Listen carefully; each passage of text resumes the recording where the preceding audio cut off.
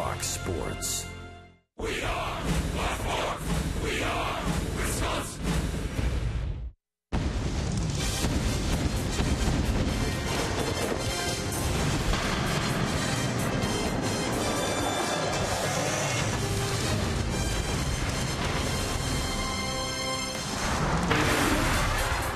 All the moms out there a wonderful Mother's Day. Happy Mother's Day from all of us to all of you. It is a beautiful day for baseball at Miller Park as we get set for the series finale. The New York Yankees and the Milwaukee Brewers. They have split the first two games of this series. Our final chance here to see Derek Jeter in a Yankees uniform at Miller Park.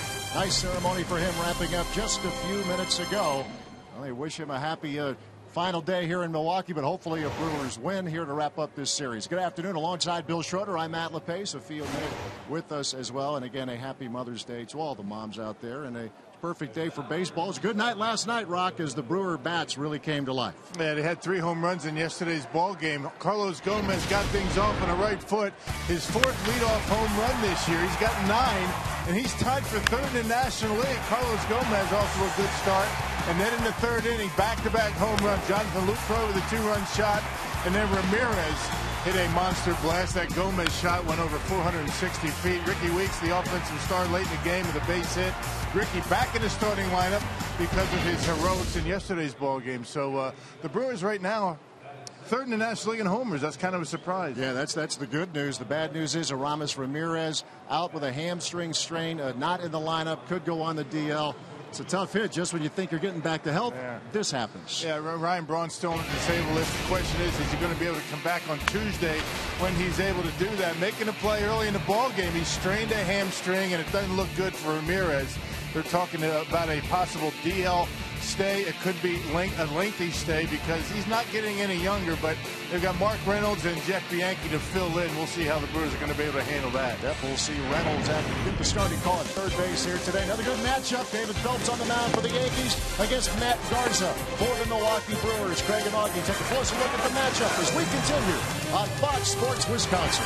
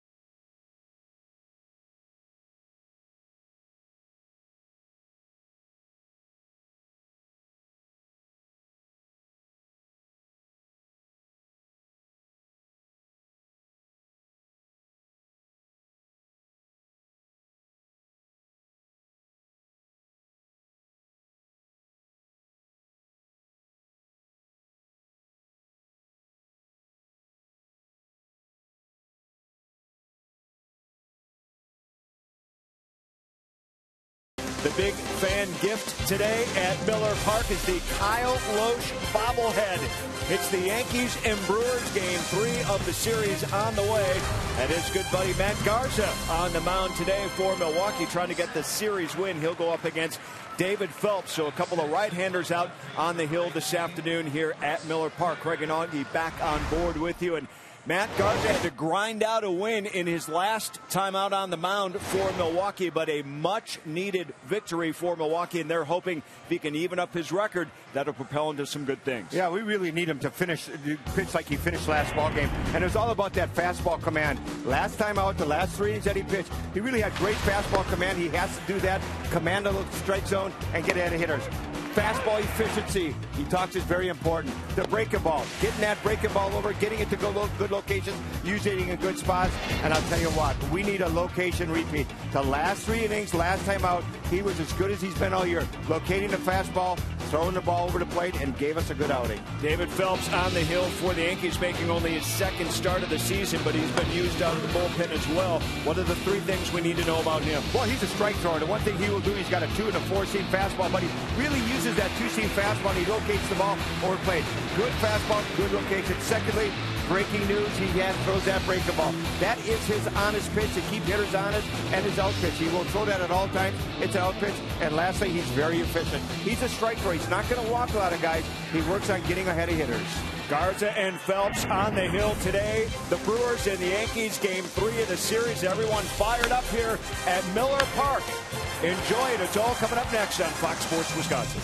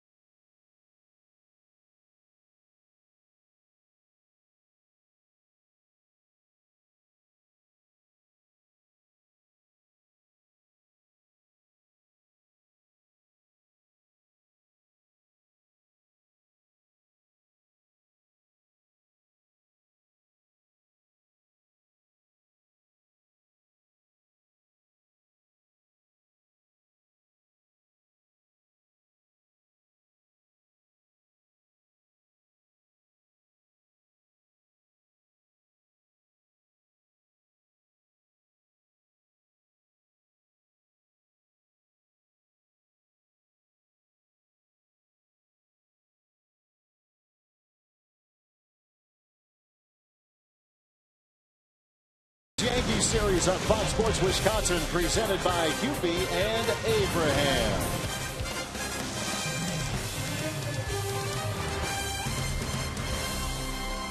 We get set for the series finale. Joe Girardi, 7th year as the manager of the New York Yankees, has his team with a 19-16 record so far this season, as Derek Jeter gets set to make his final appearance today at Miller Park. And here is the Yankees batting order, brought to you by Associated Bank. Brett Gardner will lead things off, followed by the captain and Jacoby Ellsbury. Teixeira, Johnson, and Solarte in the middle. Ichiro Suzuki getting a starting call. John Ryan Murphy behind the plate. David Phelps on the mound.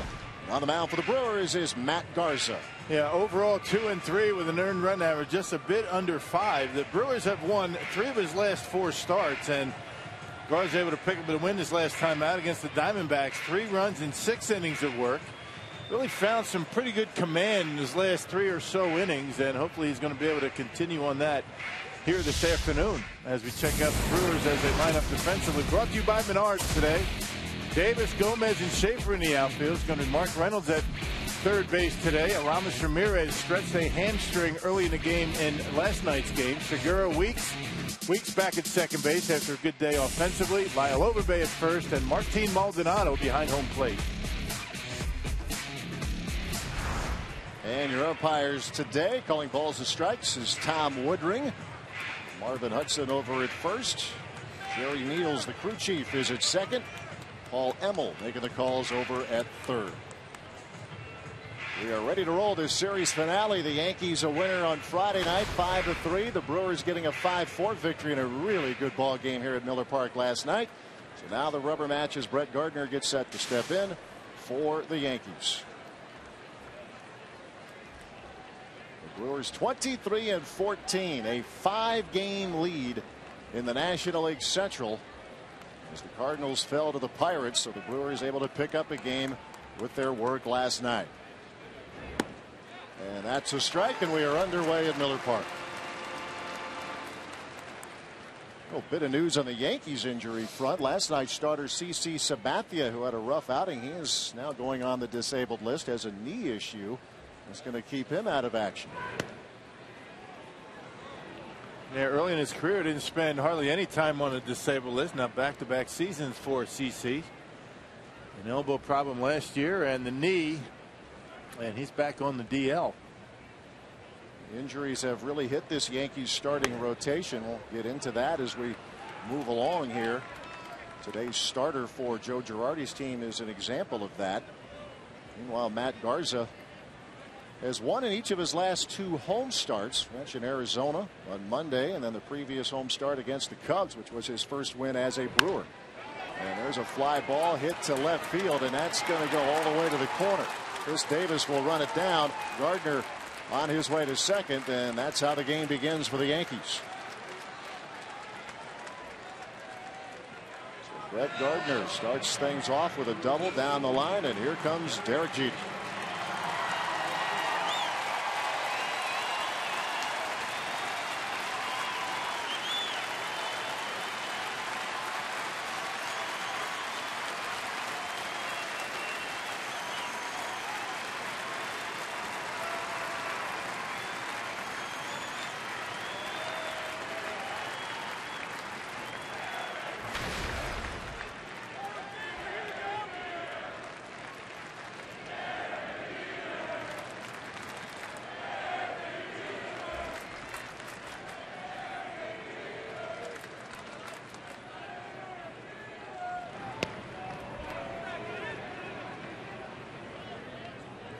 Jeter had last night off, went 0 for 4 on Friday. His manager Joe Girardi talking with the media. I mean, he has to do what's best for the team. Doesn't like to hold him out. Derek Jeter doesn't like to be held out, but they all get the big picture. I'm getting up there in age. 39 years old is Jeter, and now the Yankees as a group are getting a bit older. Boy, talking about a class act, Derek Jeter. He's been a tremendous big leaguer. He bunts the pop up, and a nice sliding catch made by Matt Garza. A pop up on the bunt attempt from Jeter, and that's out number 1. Man, not known for his defensive prowess, but Garza able to jump all over that pop up off the bat of Jeter, just trying to advance the base runner. Get Brett Gardner over to third base for the number 3 hitter, and Garza with a nice play. Out number 1 on the pop out from the bunt attempt from Jeter, and here's Jacoby Ellsbury. Getting in the 3 slot here this afternoon. We'll see what he has done in this series. And a little better than a 300 hitter in his career, matching up against Matt Garza. Yeah, 2 big bats out of that Yankees lineup here today, and that's Brian McCann, their catcher, and Carlos Beltran, making Matt Garza's job a bit easier.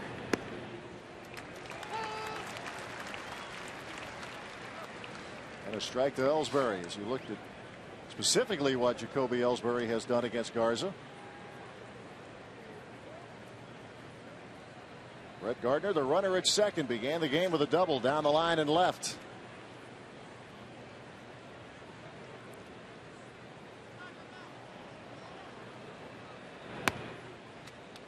Yeah, this is Matt Garza's 13th start against the Yankees, 14th game overall, and has a 2-4 record, and earned run average just a tick over 4. So his success out there on the mound, not too bad, but the record not really showing it. He had a win against them a year ago as a Ranger, a 3-1 win in Arlington. 7 1/3 and allowed a run. It was unearned. Throw down to second and just getting back was Brett Gardner as Maldonado just about nabbed him. How about that throw from Martin? Boy, he's got a gun behind home plate. Quick release, right on the money, and Gardner barely able to get back. I like the catcher's gear for Maldonado here tonight. Little shades of pink in honor of Mother's Day and breast cancer awareness. Well, it doesn't get much closer than that. Yeah, that might be worth a look. Oh, that's why you saw a little bit of a delay. The Brewers infield over there talking to Garza and just trying to give Ron Renneke an opportunity to take a look at that replay. I don't think there's much there to overturn it, though. Jerry Narron is on the phone to his video group. Well, I don't know. That's pretty close. I think you might be able to challenge that, and it's like Ron Renneke started to go up the steps and then retreated, so they'll go ahead and play on. 2 balls, 1 strike to Jacoby Ellsbury.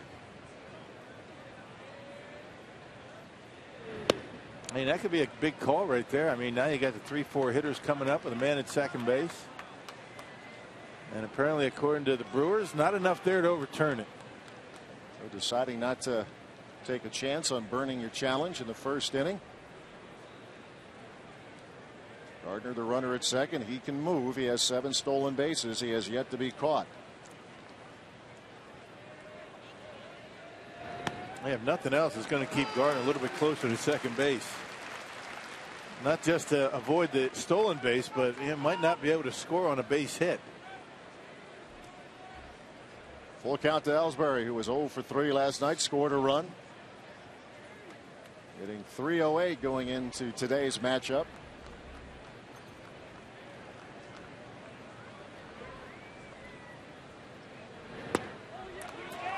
And he draws the walk. So the Yankees with runners at first and second, 1 out at the top of the first.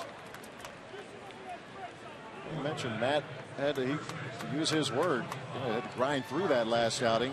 Had some bumps early, but settled in the Monday victory against the Diamondbacks, getting his second win against 3 losses as a Brewer. Was able to minimize the damage in the 3rd inning in that start against the Diamondbacks. Give up 2 runs, but the Diamondbacks sent 8 batters to the plate in that inning. Able to calm down and settle down after that. Mark Teixeira takes a strike.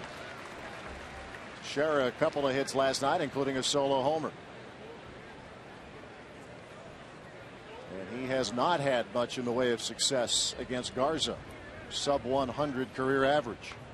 You see Segura shaded on the first base side of the bag at second.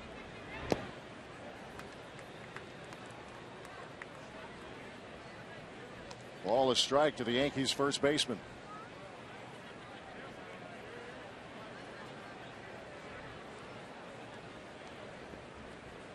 Take a look at his splits.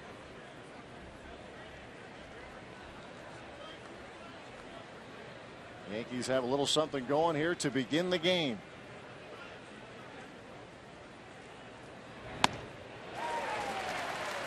Ball, 2 strikes. And not often you see Teixeira, any of the Yankees for that matter, swing out of the zone like that. That pitch about neck high. Teixeira pretty good from both sides of the plate. The switch hitter.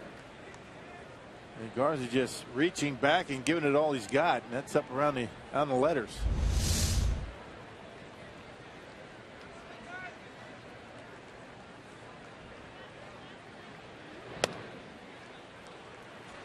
Two balls, 2 strikes as Garza missed upstairs. Brett Gardner began this game with a double down the line and left after Derek Jeter popped up trying to bunt. Jacoby Ellsbury was able to draw a walk. And that's the situation that Matt Garza is in the first inning.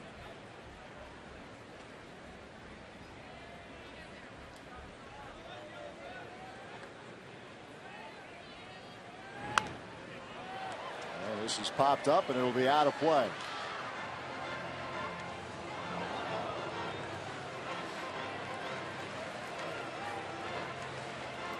Two balls, two strikes to Teixeira. Injury plagued to say the least last year. Appeared in just 15 games for the Yankees. They're having some better fortune here in 2014. He's got the 6 home runs, but only 15 RBIs, and that's somewhat been a problem for the Yankees scoring runs. They've been able to get on base for the most part, but similar to the Brewers in that they've been able to rack up the base hits, but have had a difficult time so far this year picking up that big hit and hit with men in scoring position. Yeah, the Yankees ranked 9th in the American League in runs. The Brewers, their ranking is maybe a little higher than you think. You're talking about it in that 5-6 position. Yeah, that's something that may come as a surprise. And it kind of gives you an idea of how difficult it has been for most teams to score runs this year so far. And the weather's starting to warm up. Maybe the bats will come alive with it. Full count to Teixeira. Busy first inning here for Matt Garza.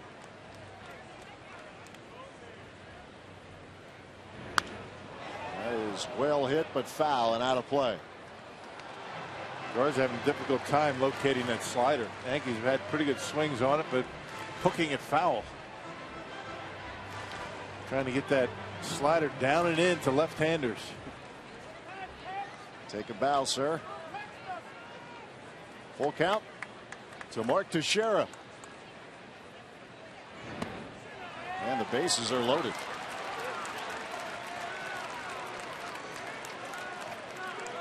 Ron Renneke looks on as Matt Garza in a first inning jam. Bases loaded, one out. As Kelly Johnson will be the hitter. Yeah, the big inning has been an issue for Garza. Trying to minimize the damage, get a ground ball, get a double play, get out of this mess.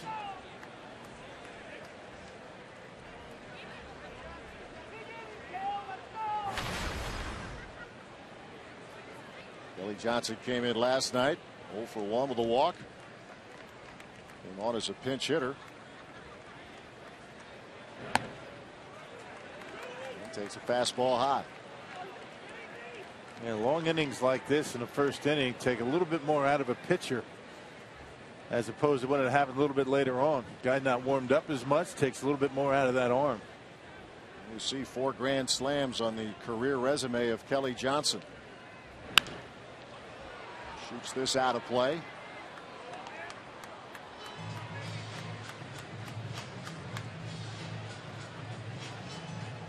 The Brewers up 5 games to begin the day in the National League Central. The Yankees a game and a half behind Baltimore in the American League East.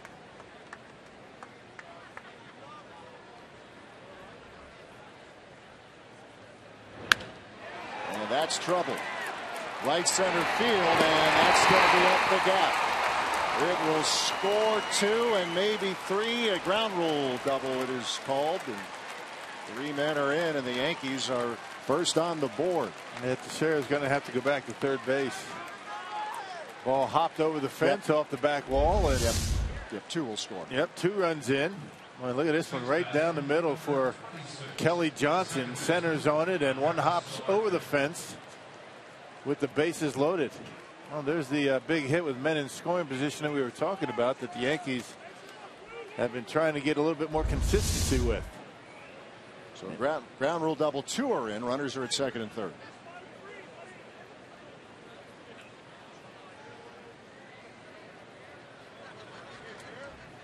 And still just 1 out for young Hervis Solarte.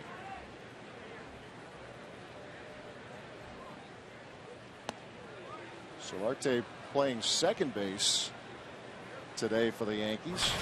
Seen him at third. Moved to short during the game last night. And he leads his team in RBIs with 18. Yeah, 302 batting average, off to a nice start.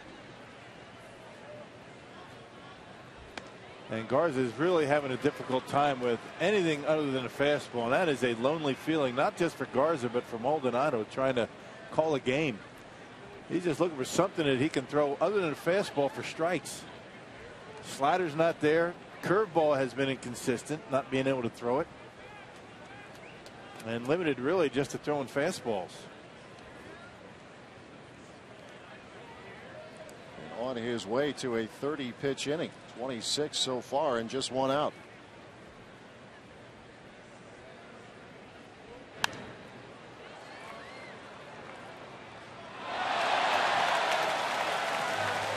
Two balls and a strike for Solarte.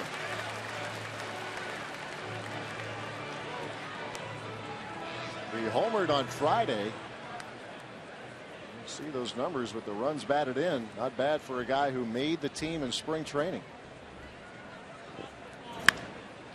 To left field, Chris Davis will make the catch. Tagging is Teixeira. He will score, and it's a 3-0 lead for the Yankees. And once again, fastball to Solarte, and outer half able to slice it deep enough down the line to score the run. Yankees know he's having a tough time with the breaking ball. They're just sitting fastball and getting some pretty good swings. Ichiro Suzuki, we've seen him come off the bench the first two games of this series. Gets the starting assignment in right this afternoon. The 40-year-old hitting .377. Just something else, isn't it? Hitting number 7 in the lineup. How about that? Yeah, they used him as a pinch runner Friday night. Pinch hitter last night. Stayed in the game and played left.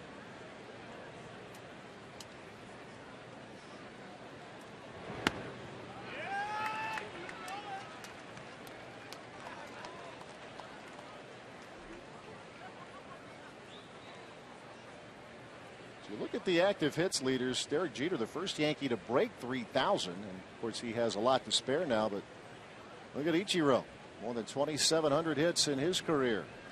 10-time All-Star. Man, not sure he's going to be able to get to 3,000 as a big leaguer, getting up there in age. You mentioned he's 40 years old, but he had about 1,700 hits in Japan. Yeah, he has 4,000 plus. You add it all up between Japan and over here. Last year hit just 262, and that was a low mark for his terrific career. Maldonado has to block that pitch in the dirt. He threw the final out in last night's game with Francisco Rodriguez on the mound. A little bit shaky last night in the ninth. A couple of deep fly balls to right onto the warning track. Getting able to catch him, and then he got Ichiro on a weak fly ball to left. K-Rod stays perfect this year. Yeah, Brian Roberts and Kelly Johnson with a couple of loud outs in that ninth. 15 for 15 now for Francisco Rodriguez in the save department. He continues to move up the charts, tied for 16th on the all-time list. 3-1 to Ichiro. Kelly Johnson, the runner, at second. Strike two call. Put that one in there that time.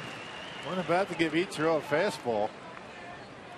And man at second base in scoring position. All they need is a base hit. Curveball from Matt Garza, and finally able to get this one in for a strike.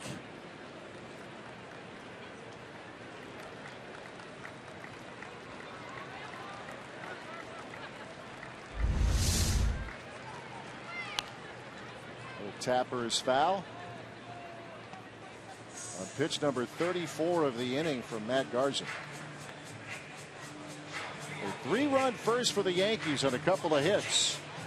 Walks to Ellsbury and Teixeira. 2-run double off the bat of Kelly Johnson. Fly ball from Solarte that brought home Teixeira.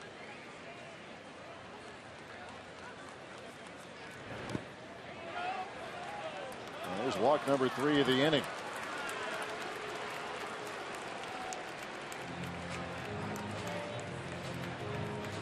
It'll be a conference on the mound. A rugged start here for Matt Garza. And try to drop a curveball in once again. That one in the dirt.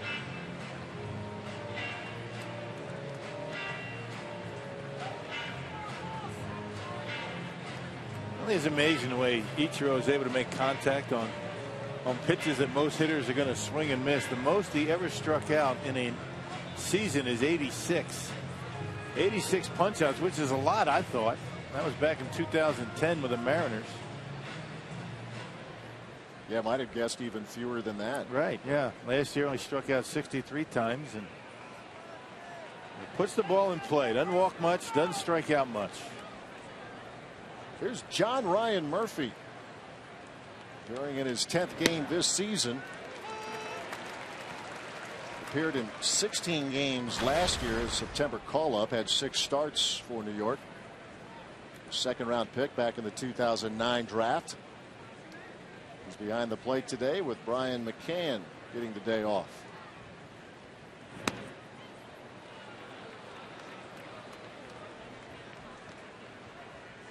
Yankees with runners at first and second. 2 men out, and they have scored 3 times already. And activity in that Brewers bullpen already. Wei Chung Wong getting loose here in the first.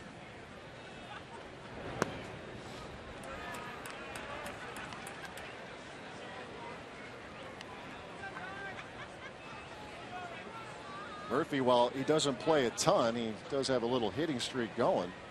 A little 5-game run where he has gone 7 out of his last 15.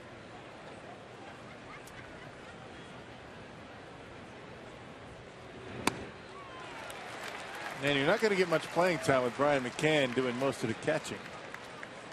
Maybe a tough right-hander once in a while. You give, I should say left-hander, you give McCann a day off. He hasn't gone off to too bad of a start, hitting .348. No, he and today's counterpart for him, Martin Maldonado, when they've played, they've been pretty good.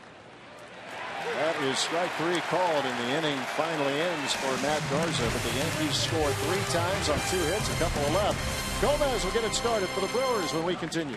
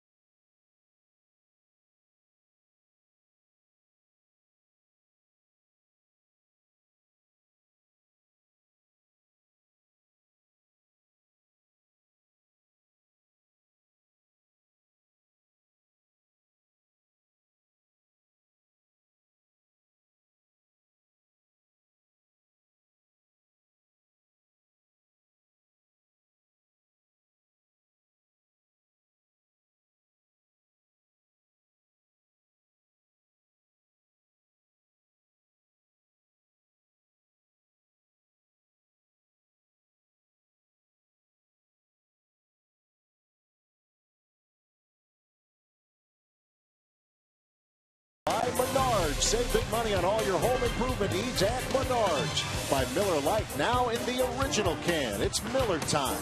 By Toyota. Let's go places. And by Southwest Airlines. Find our fares online only at southwest.com. Yankees get the early jump with a 3-run first inning, and now Carlos Gomez and the Milwaukee Brewers ready to get their first cuts in. Here's the Brewers batting order brought to you by Associated Bank. Gomez, Schaefer, and Weeks, 1, 2, 3, followed by Overbay, Reynolds, and Davis. 7, 8, 9, Segura, Maldonado, and Garza. And on the mound for the Yankees today is David Phelps. Yeah, making his second start of the year, 11th appearance overall. The Yankees have a couple of guys on the disabled list. They added another one today in CC Sabathia. Pineda, Nova on the disabled list, 2 starters. So Phelps getting an opportunity. Pretty good start to his season. 318 earned run average. You can see all the strikeouts. 19 punch-outs and 17 innings of work.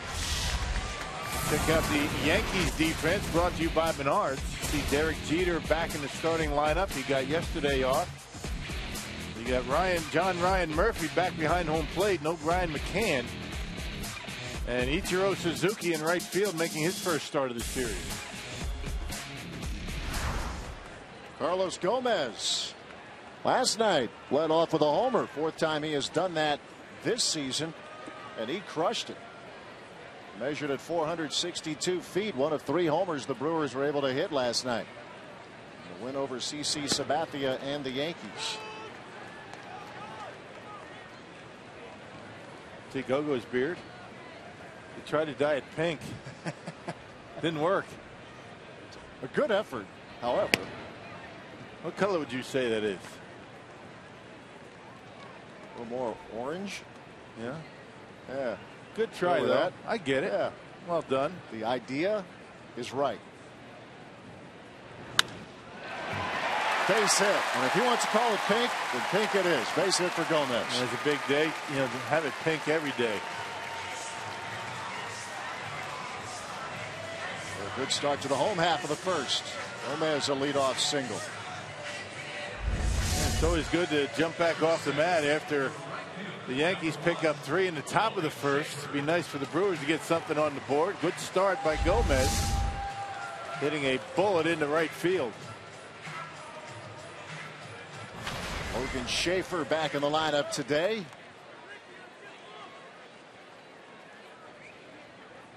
Came on in a pinch hitting role last night. Gomez is running. Pitch is taking a ball, and the throw is not nearly in time and wide of the mark. Good work by Solarte from preventing that to go all the way into center field. Just a terrible throw by Ryan Murphy back behind home plate. Arm drop. That ball not even close to second base. But you're right. Solarte doing a nice job backing up. Angling back towards center field. Catches it on one hop. And I think Gomez looks into center field. He saw it. Steal number 6 on the year for Carlos Gomez. And a 1-0 count to Logan Schaefer. Comes in hitting .209. He's driven in 4.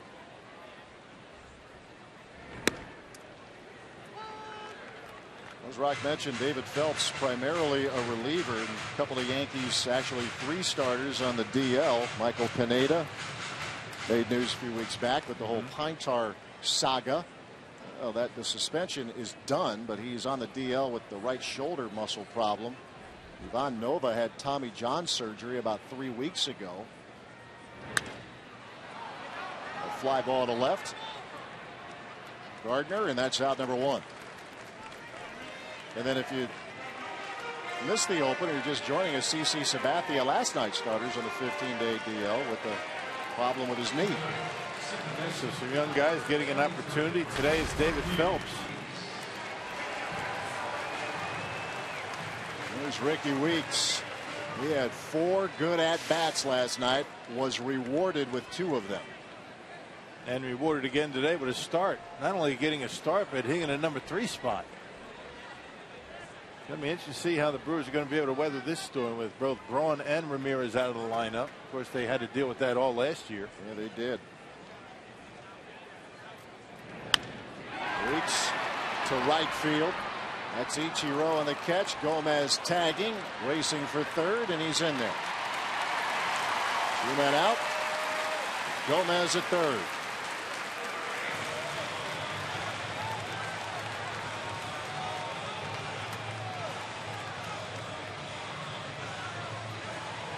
Brewers trying to get a little something going in this first after the Yankees scored 3 in the top half. And Schaefer not able to advance Gomez to third base here. That might have been a run from Milwaukee. Ricky hit it right on the nose, but right at Ichiro and right. Tough break. Yeah, Ricky continues to make good contact. He's now 8 for his last 15. Last few games, a lot of pinch hitting appearances, but Good last night in the starting role, right back in there. And now Lyle Overbay. He's the cleanup hitter for the Brewers this afternoon, and a ground ball to first to Shera, unassisted. And a threat goes by the boards for the Brewers. After one, the Yankees lead 3-0.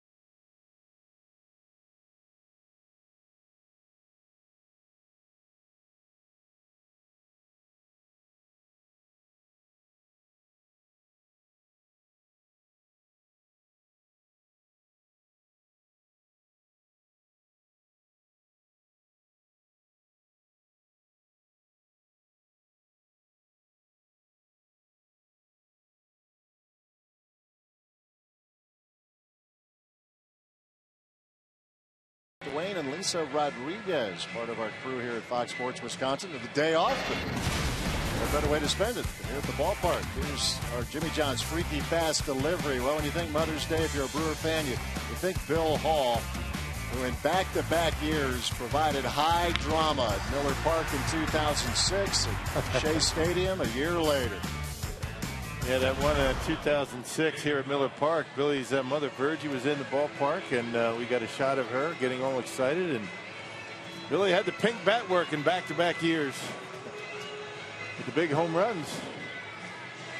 We got one of these pink bats up here. They're nice. They do. And in my expert opinion, this looks like an M110. This is the model I used to use, 34-32. Real men swing pink, it says. Matches the tie. Yeah. Get the bow tie going today. Yeah, That's right good. there. Yeah. I'm a little nervous with you with a bat in your hand here, but you know. Don't worry. If I All swing it in my career, if I swing at you, I'll miss you.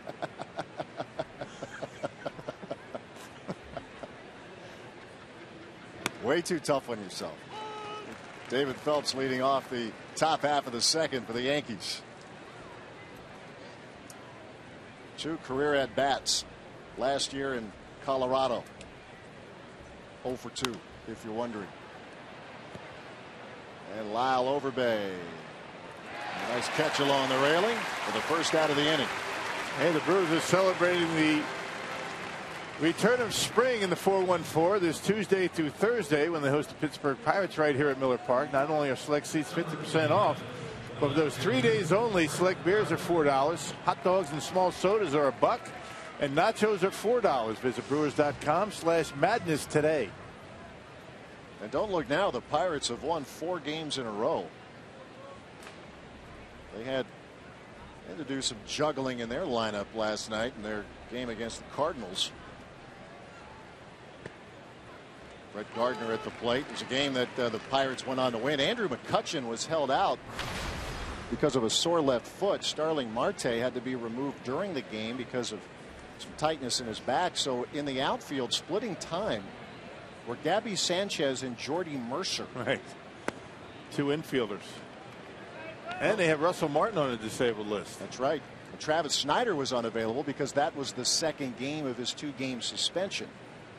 Going back to the Easter Sunday fight with the Brewers. So the Pirates could very well be limping in here to Miller Park on Tuesday. Well, it's certainly going to be interesting for both the Pirates and the Brewers with Ramos Ramirez last night with the hamstring strain. You hope that Ryan Braun will be ready to go, but don't know. It's not for sure yet. No. And then there's the whole waiting game being played with Carlos Gomez after he had his appeal on Friday, all going back to the Easter Sunday fight. So other than that, both the Pirates and Brewers, they're all set. Other than that, everybody's healthy. And with all of that going on, the Pirates have won 4 in a row, and the Brewers have a 5-game lead in the Central.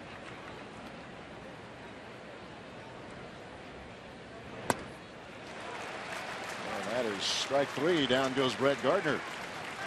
Man, didn't mean to, just couldn't hold up. High fastball, got him.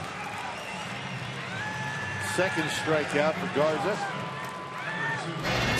For the game, Derek Jeter honored by the Brewers. Dick Gross, the man who signed him, now a special assistant with the Brewers, but he signed Jeter back in 1992. They presented him with a bronze replica of his Louisville Slugger bat. For Derek Jeter, he's an each there with Mark and Debbie Anastasio, general manager Doug Melvin. They also, the Brewers, presented Jeter with a $10,000 check for Derek's Turn 2 Foundation. Yeah, very nice. And a much more doable piece of luggage, the bronze replica bat. He got a paddleboard on their trip to Anaheim to play the LA Angels, and there's a base hit for Jeter. Nice gift by the Angels, but I would imagine they found a place on the Yankees charter. My guess is that's a pretty big size plane. They probably find a way to fit that in there. You'd think. Maybe kick a couple of broadcasters off the plane.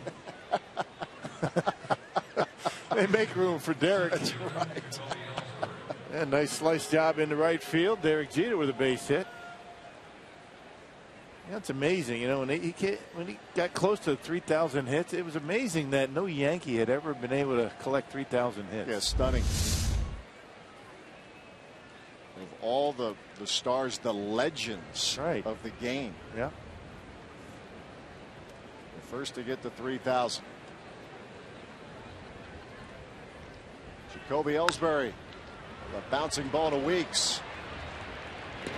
And a much better inning for Matt Garza, giving up just a single, but a harmless one to Derek Jeter. Bottom of the second, 3-0 Yankees.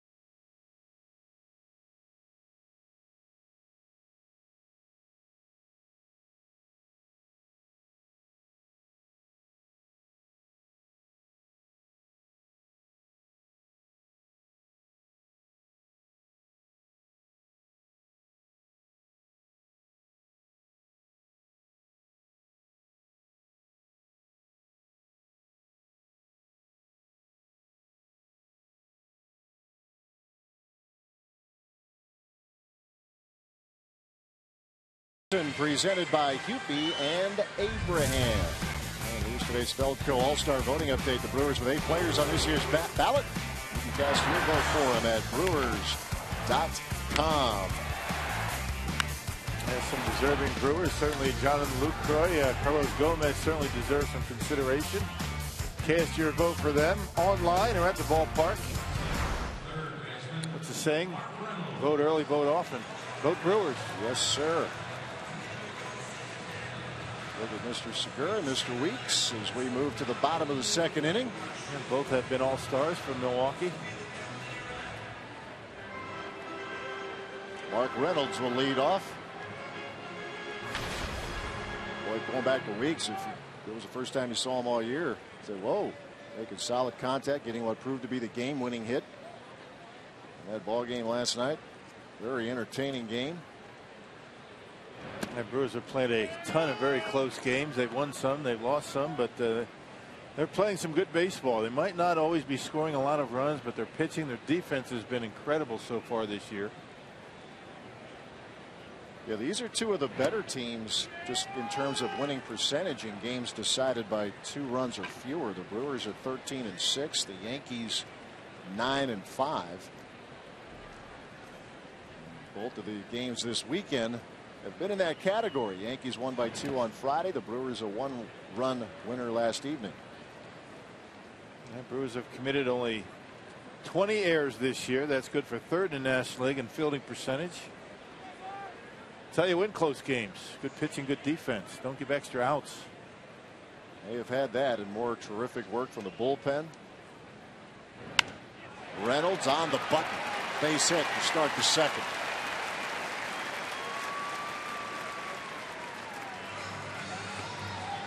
You would think he's going to get quite a bit of playing time if he's able to stay hot. He's giving him maybe 4 or 5 at bats every day. I mean, he's got the home run power. You figure he's going to be able to knock some out of the ballpark, and he's going to give you some good defense over at third base. A single there, but I was reminded with Mark Reynolds since 08. A short list of players with more home runs than Mark Reynolds, but he starts this frame with a single. And here's Chris Davis. Bouncing ball to short. Jeter on to first. Double play. 6-3. Yeah, Brewers have done a lot of that this year. Ramos Ramirez leads the National League and grounded into double plays, and these are killers when you get your leadoff hitter on base. And Jeter elects to take it himself. 2 outs, nobody on. That's the 31st time the Brewers have grounded into a double play this season. 2 men out, the bases are empty, and here's Gene Segura.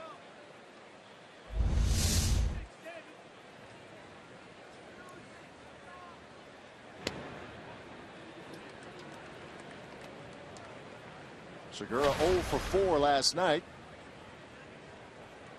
Has the 1 hit here in the series. David Phelps, one of those pitchers who can handle a couple of different roles for you. Last year with the Yankees, he appeared in 22 games, 12 as a starter, and as a starter he was 5-4 with an ERA a shade less than 5. But he missed a couple of months because of a right forearm strain. But he gives Joe Girardi that versatility of bringing him out of the bullpen, or if needed, and it's certainly needed here in 2014, a guy who can start, and this is his 2nd start of the year. And he's going to get an opportunity to show the Yankees what he can do. And not overpowering. I mean, he doesn't get it up there in the 95, 96 area. He relies on command. He's that 2-seam fastball right at the bottom of the strike zone. Curveball, slider, changeup.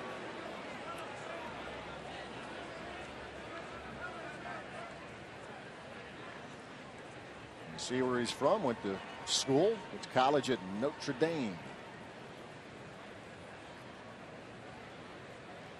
There's the 3-1. And Segura draws the walk.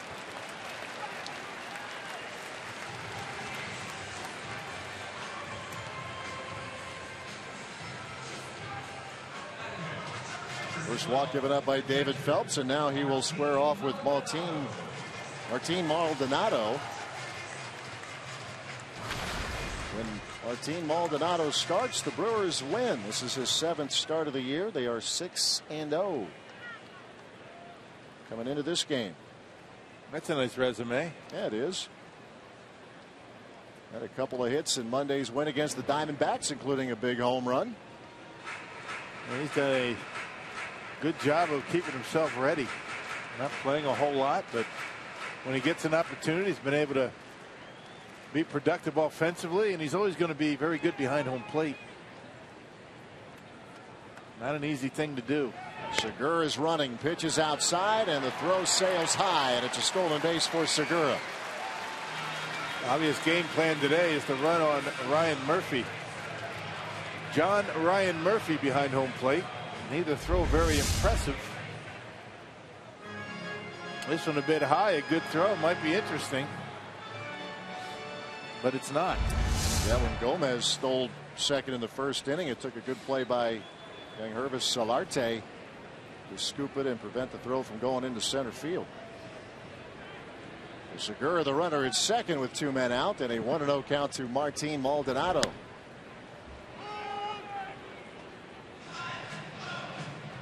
You wonder how aggressive they're going to be with Maldonado. First base is open. Garza on deck. Flip the curveball for a strike.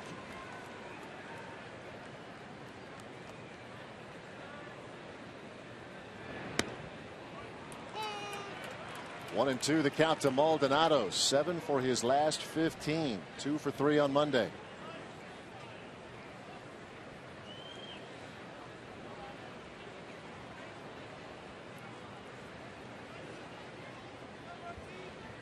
Brewers stranded Gomez at third in the first, trying to pick up Segura in the second.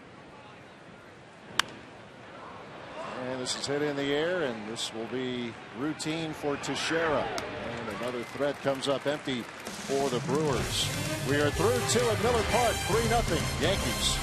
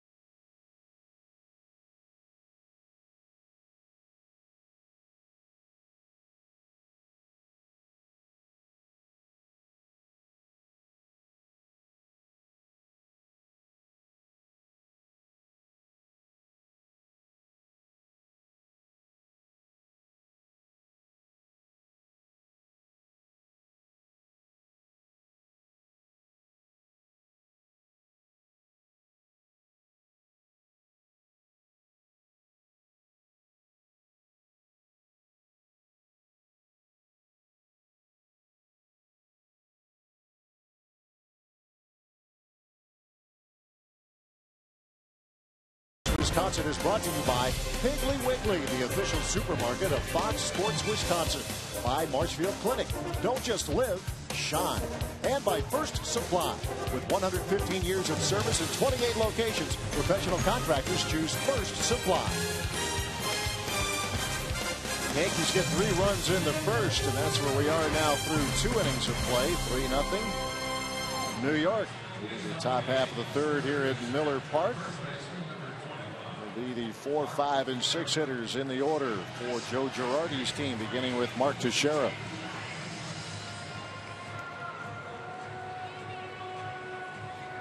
Bumpy first frame for Garza, but in the second, he allowed only a 2-out single to Derek Jeter. No harm, no foul. Hoping to settle into a groove here.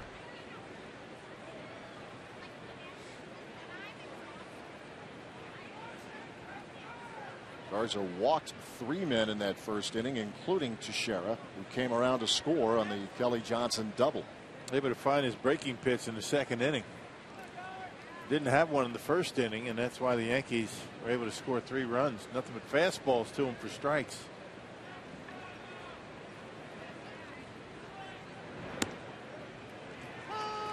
starts him with a strike.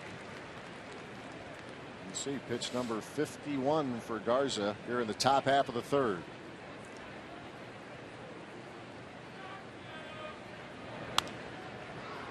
This is popped up. Ricky Weeks. That is out number one. Got him on the breaking ball. Yep, able to throw it in for a strike. A little bit better now, and that should keep the Yankees hitters a little bit more off balance.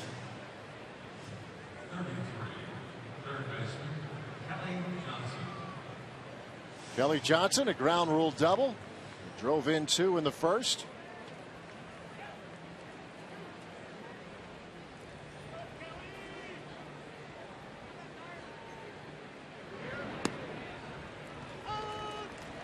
He is finding some rhythm now with the off-speed stuff. 0-1. It's such an effective pitch to be able to throw that for a first pitch strike. 1-1.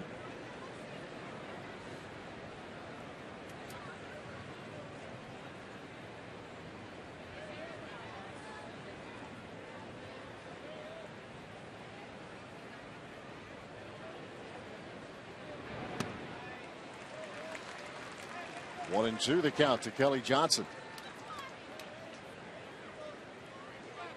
If you know Garza, if he can mix it up, which he's doing right now. Yep, slider. Yeah, Yankees are saying all of a sudden now you're throwing breaking pitches for strikes, keeping him guessing a bit. And it will certainly make his fastball more effective.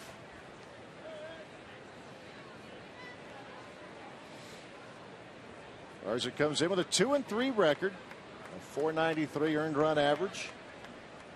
He's won his last 2 home starts for the Brewers against the Diamondbacks and the Cubs. Down holds 2-2. 3 runs and 3 hits for the Yankees. Nothing in 2 so far for the Brewers.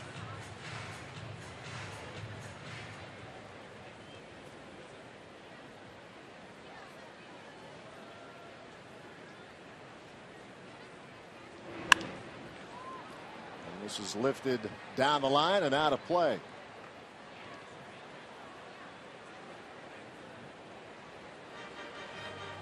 Another big crowd here at Miller Park, 43,000 plus last night. Going to be a very similar number here today. That roof open looks good. This is a great ballpark any day, but particularly nice when this roof is open. The glass panels are opened up. Popped up. Lyle Overbay. 2 outs.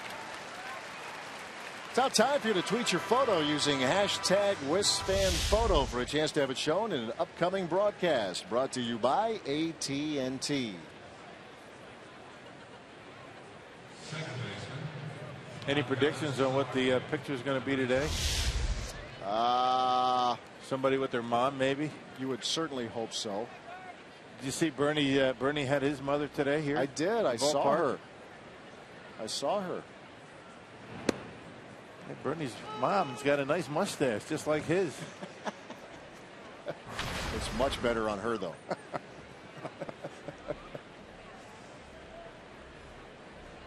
Oh, and 1 to Solarte.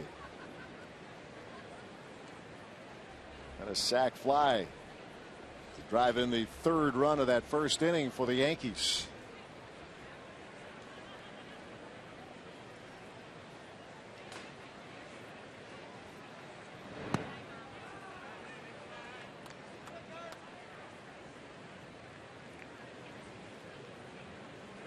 Ball a strike to young Hervis Solarte.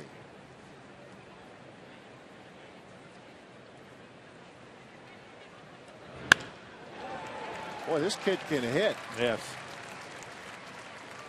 He has just been terrific for this Yankees team. A .300 hitter coming in. He has damaged the Brewers in this series, and a 2-out single to center for today's second baseman for the Yankees. A big 3-run home run on Friday night. His center's on a Matt Garza fastball, and talk about hitting on a sweet spot. That bat did not wiggle at all. That's when you know you get it perfectly on that sweet spot.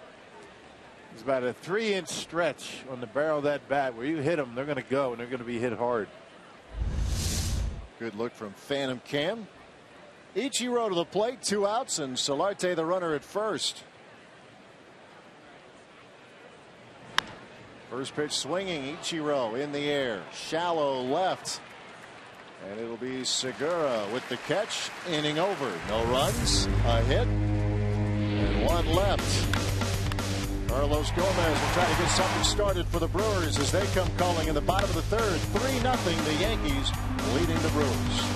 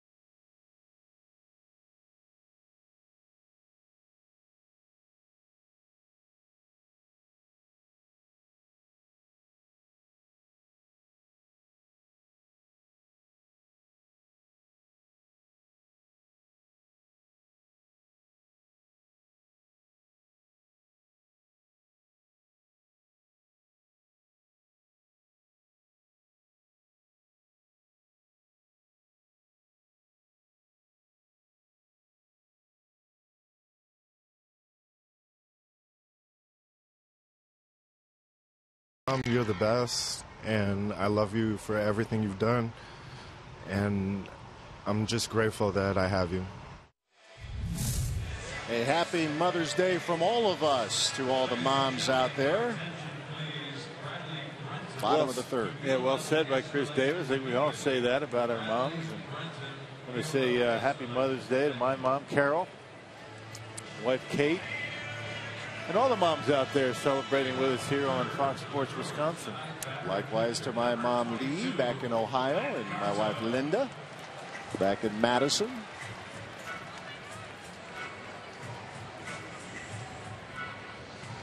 We hope it is a wonderful day for all. Matt Garza will lead off here in the home half of the 3rd. As things have settled down for Garza on the mound after a rough first inning. Now we'll see if the Brewers can begin to chip away against David Phelps. Garza looking for his first hit as a Brewer.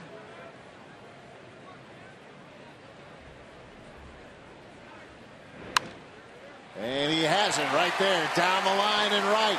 Garza turning first, on his way to second. Rattling around down there, and it's a double for Matt Garza to start the 3rd. Well, if that's all you had to say, why didn't you say it before? Yep, first hit. There it is, an extra base hit for Garza. Well, the Brewers been able to get their leadoff base runner on, or leadoff hitter on, in the first 3 innings today, but have not been able to cross home plate. Slices it right inside the first baseline, and Garza with his first double and first hit of the year. All right, now let's see if the Brewers can string a few of these together. Carlos Gomez. He's singled to right in the first. Stole second, but was left stranded at 3rd. And Brewers with 3 hits, all leading off innings.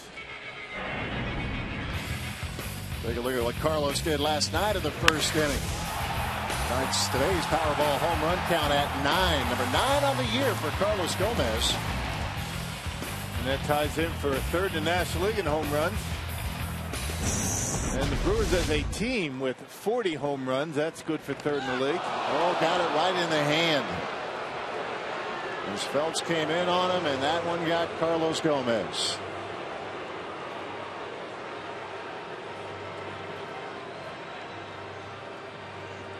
And now you just really hold your breath. Right. And that's a dangerous spot if it did get him on the hand. You got that gripping that bat tight, very easy to break a bone in there, and he's holding that area around the wrist.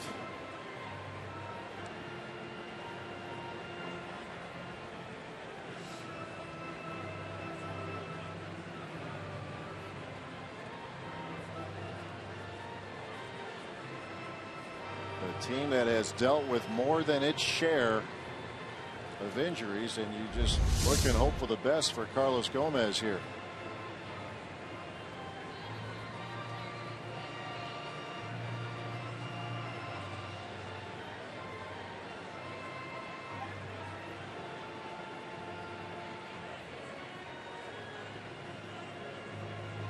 They've got him right on the wrist. Yep. That bottom hand, and boy, you just hope he's going to be all right. That's an understatement, right? Got athletic trainer Dan Wright. Just taking a look at Gomez. Let's take another look and a listen.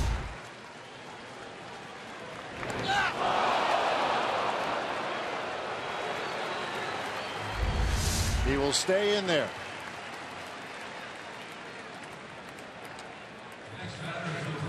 It won't affect his running at all, but you certainly hope it doesn't affect him the way he's going to be able to swing the bat the rest of the way today.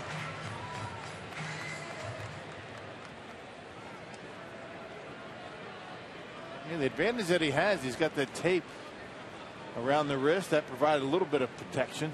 Not much, but some. Logan Schaefer laying down a bunt that will roll foul. Well, the Brewers already had a player lose time by being hit by a pitch. You go back to that St. Louis series when Aramis Ramirez took one. Actually took two, but the second one to the elbow put him out for a little bit. Carlos Gomez staying in there.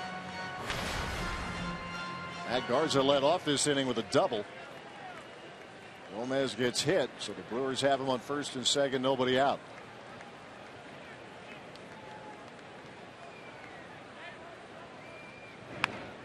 And there's the bunt. And this will get the job done. Players at first, the runners advance. The bunt from Logan Schaefer. Runners at second and third.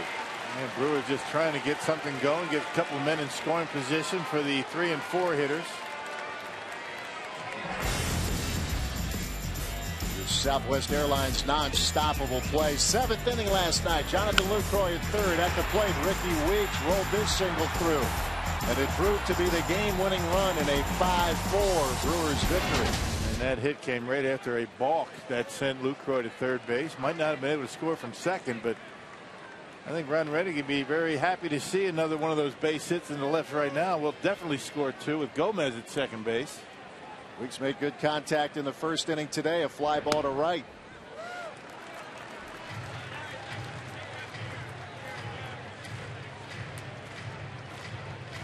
He is 8 for his last 15. He's getting his 8th start of the year today and his 2nd in a row.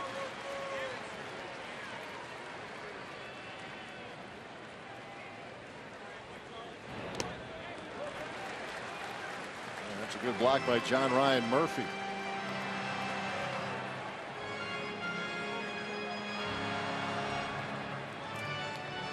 Well, they got first base open. They realized Ricky's been swinging the bat pretty well in this series, and on a 1-0 count, he gave him a slider. Wasn't even close. Maybe thinking about setting up the double play. Of course, you never want to put the tying run on first base. 2-0 to Weeks.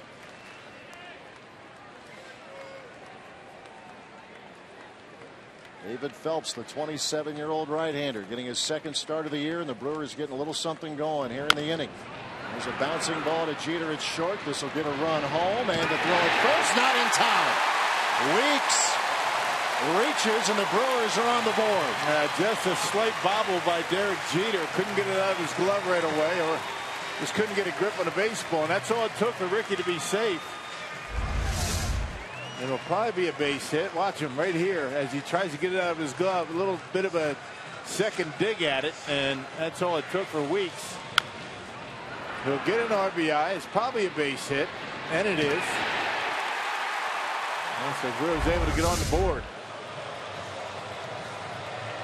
A 3-1 ball game with runners at first and second.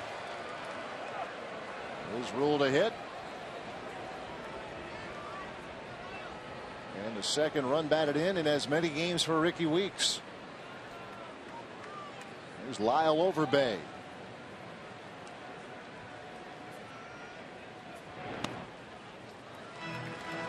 I guess if Jeter had it to do over again, he might have charged that baseball, because when he laid back on it, he realized he had to be very quick with the throw over to first, because Ricky runs well. And he was busting up the line, was Ricky Weeks.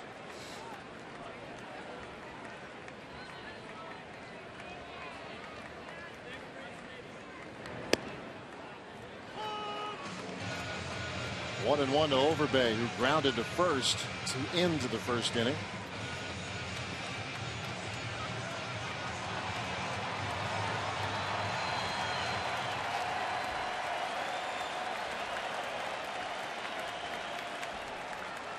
Gomez off the bag at second.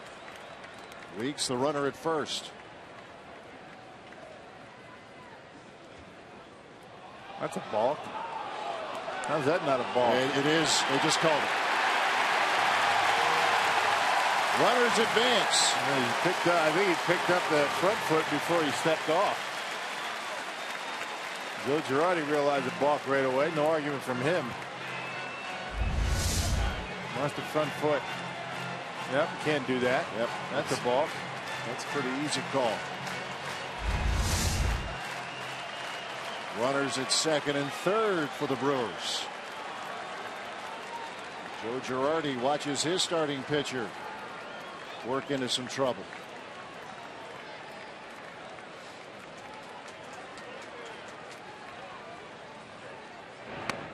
And that's back-to-back games with balks by the Yankee pitching staff. You don't see those very often. They figured big last night. Moving Lucroy to third and allowing Ricky Weeks to drive him home. As you mentioned last night, maybe he doesn't score from second. Brewers have runners at second and third. 2-1 to Overbay. Out in front, and now it's 2-2.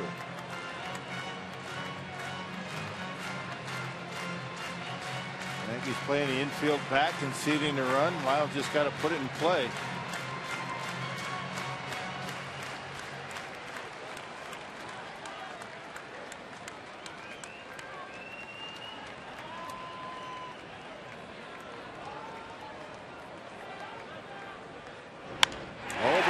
Center and a base hit. Here comes Gomez. He will score. Weeks to third. He had to hold up to make sure it would fall. It's a one-run game. Runners on the corners. Well, he had Overbay out in front on a changeup and then went right back to the fastball. And Lyle able to center on it. There's a two-seam fastball. Right down the heart of the plate, and Overbay with a nice swing. Well, that's just a nice smooth swing by Overbay. Drives in a run, and Brewers now down by one with one out, and Ricky at third base.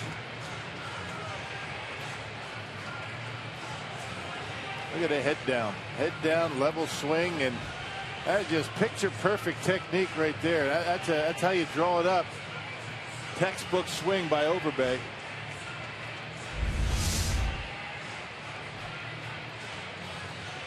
10th run batted in for Lyle Overbay this year. He's the runner at first with Ricky Weeks over at third. Mark Reynolds to the plate. He led off the second with a single. The Brewers have had hits to begin each of the first 3 innings. Here in the third, they have capitalized with 2 runs so far. 2 men are on and just 1 out.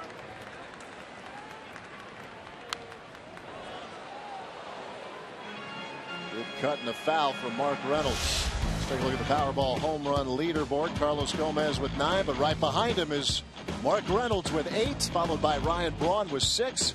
Aramis Ramirez has 5.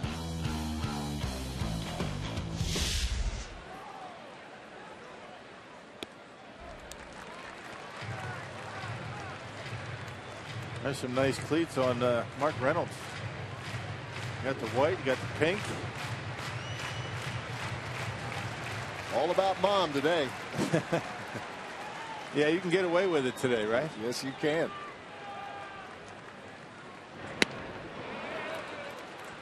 Yeah, pink is part of every team's color combination. Today. It works well. This inning started, remember, with a Matt Garza double.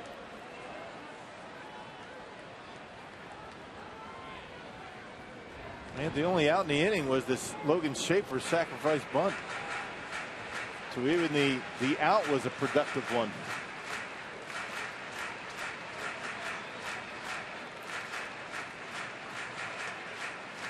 A ball, 2 strikes to Mark Reynolds.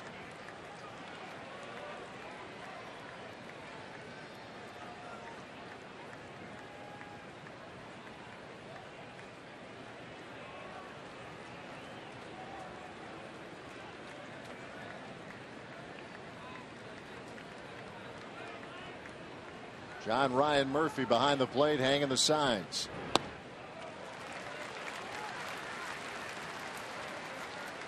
There's Chris Davis on deck.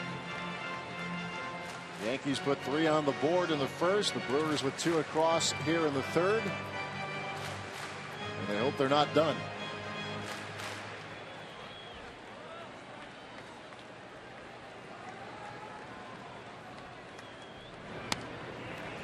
Full count to Reynolds.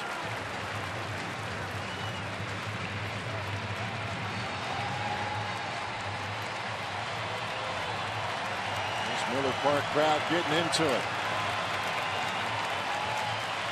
Sensing perhaps a big inning for the Crew.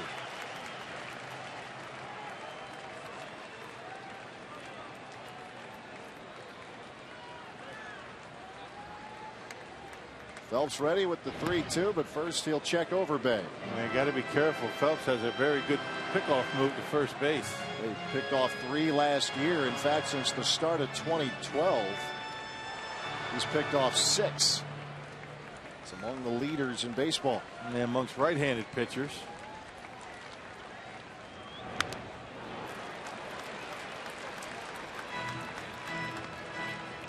But I don't think Lyle's going anywhere. I don't think you have to worry too much about him trying to get too much of a lead. Yeah, among the right-handers at the top of the chart since 2012, Johnny Cueto and Julio Teheran with 10 each. Phelps in that top 7.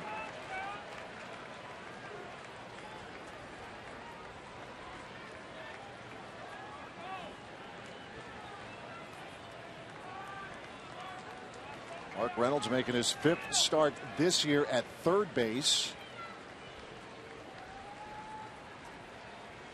And he strikes out swinging for out number 2. That big out right there for Phelps. Got him on a slider.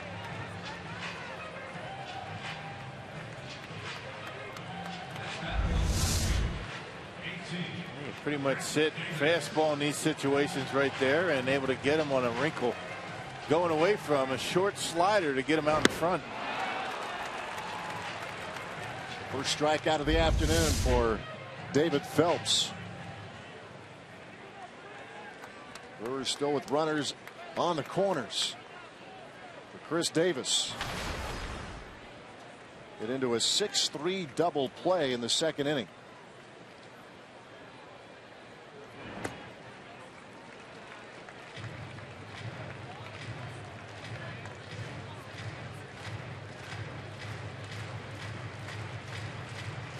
Brewers with 5 hits in the game, 3 here in the third.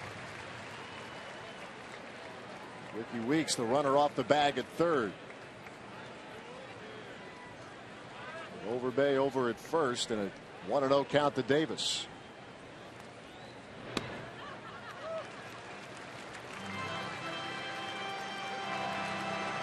Both starting pitchers have had to endure some tough stretches. Garza in the first, he settled down. Now Phelps having a bumpy third. Yeah, both pitchers looking for a 3-up, 3-down inning. Hey, Phelps has been on the ropes every inning.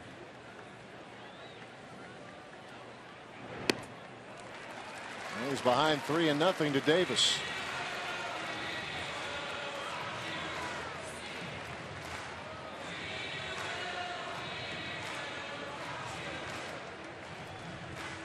Cruz had a hit in 4 trips last night. Trying to turn that average around. It's currently at 215. And draws a walk, and the Brewers have loaded the bases.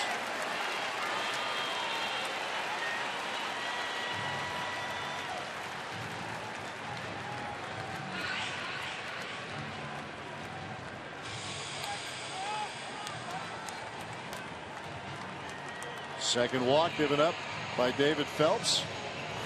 They are loaded for Gene Segura.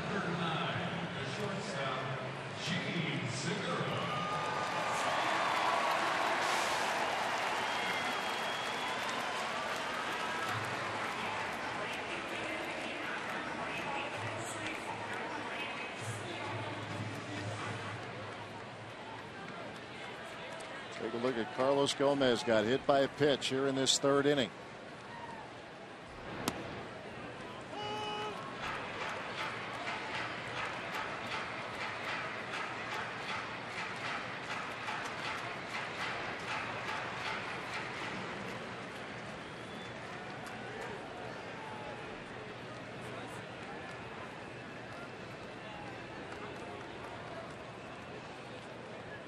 Phelps needing a lot of time. Man, pitch count starting to climb on him. You notice that Garza's pitch count was starting to creep up. Now Phelps, same issue. 48 now.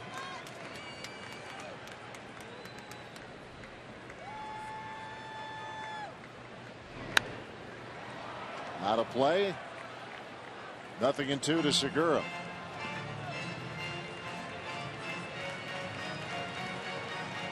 The 8th man to hit in this inning for Milwaukee. That Garza led off with a double. Gomez hit by a pitch. Schaefer moved him over with a sac bunt. Ricky Weeks an infield single. Unscoring single from Lyle Overbay. Mark Reynolds struck out. Chris Davis drawing a walk.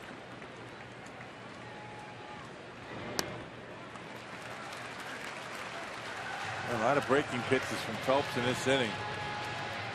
Getting a lot of the play with the fastball. Most of the damage against him has been the result of the fastball. So he's throwing a lot of sliders. Throwing a couple of change-ups. All of a sudden not trusting the heater.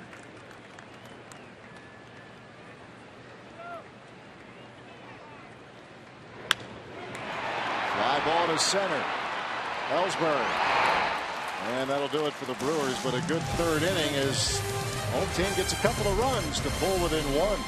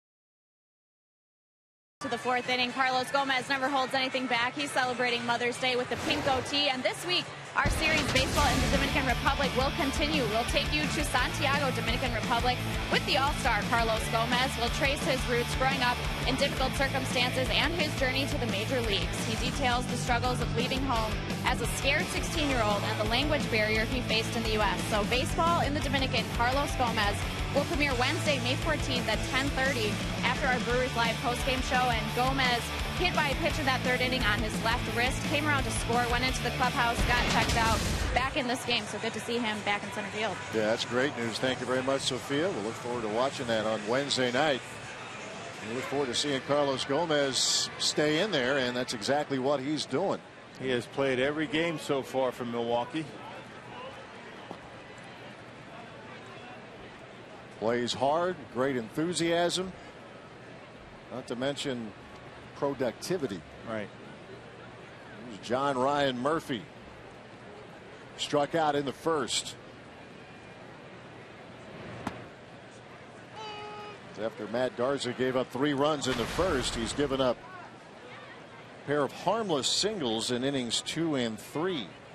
One to Jeter, one to Solarte.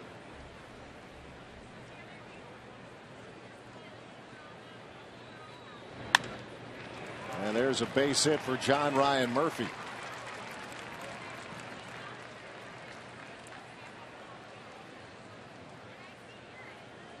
Hit number 5 for the Yankees. He continues to hit. You know, the backup catcher being able to get base hits. Always important to be able, when you have your starting catcher getting a day off, it's important to be able to give him an entire day off. You don't want to have to pinch hit and get your starter in the game.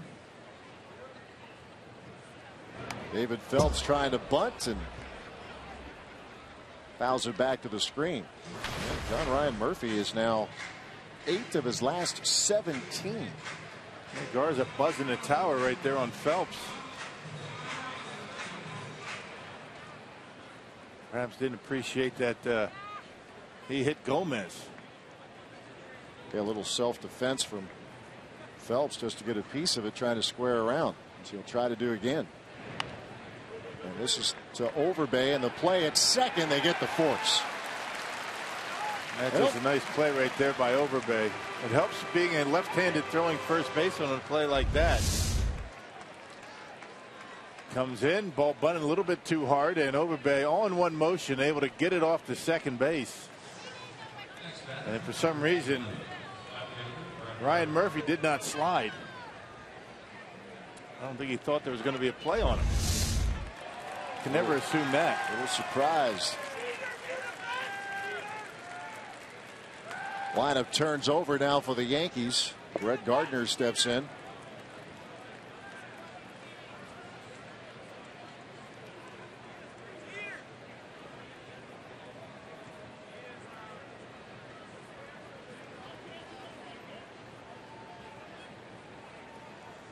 Phelps the runner at first.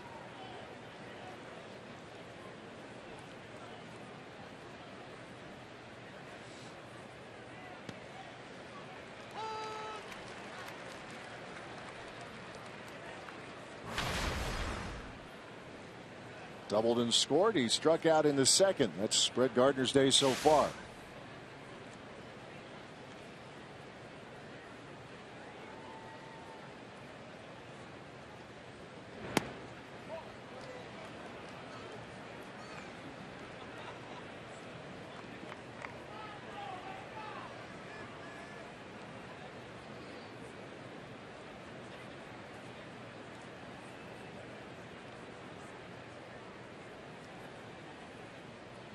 Here's the 1-1.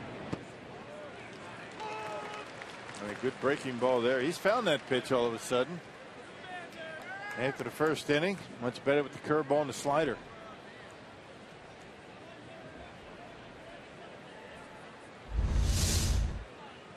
That was pitch number 7. He dropping a curveball in for a strike. Just at the bottom of the strike zone. Here's the 1-2.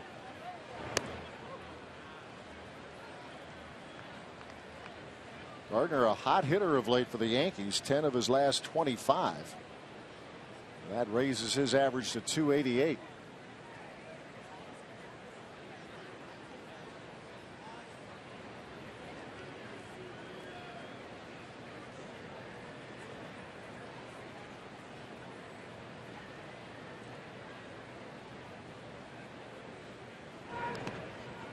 Bounced up there. Good block by Maldonado. Well, that was something else there. Try your best to get in front of a pitch. It was a breaking ball and ended up in the glove. Well, that one bounced about what, 2 feet in front of home plate? And that play right there keeps the double play in order. Good work by Martin Maldonado. He was Garza's catcher on Monday night.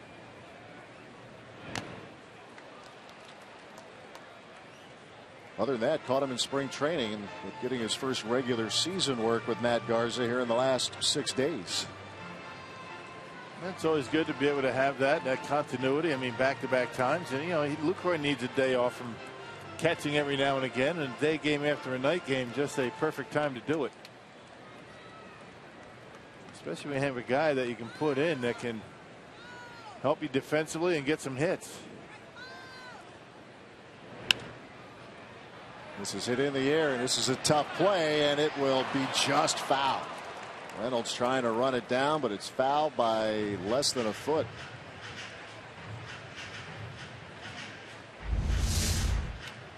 Well, that's a tough play right there for Reynolds. Not able to get there, and you're right, about 6 inches from being a fair ball. That would have been trouble.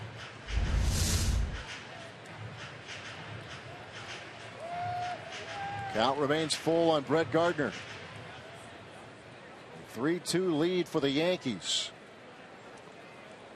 Good start for Joe Girardi's team, getting their runs in the first. The Brewers counterpunched with a couple in the third.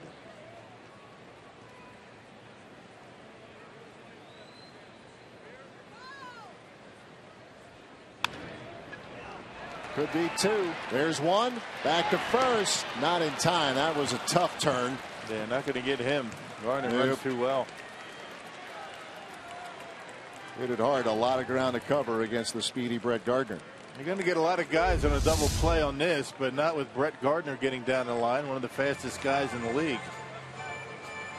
Everything done well. Garza there, but Gardner just able to beat it. So there's your new runner at first, Brett Gardner, with 2 men out. And the captain, Derek Jeter, to the plate.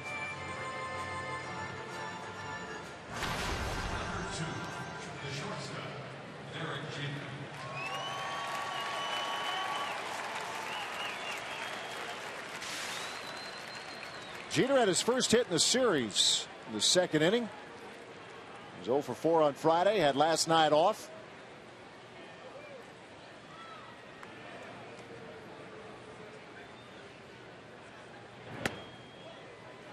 Honored before the game.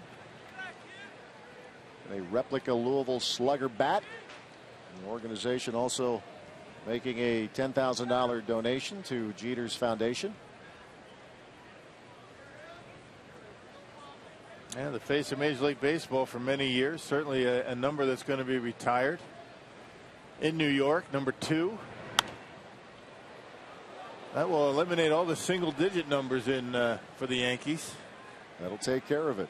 Time for our Carsoup.com trivia question. Which Brewers pitcher gave up Derek Jeter's first hit in Milwaukee going back to September 26, 1995? Which Brewer pitcher gave up Derek Jeter's first hit here in Milwaukee back in September of 1995?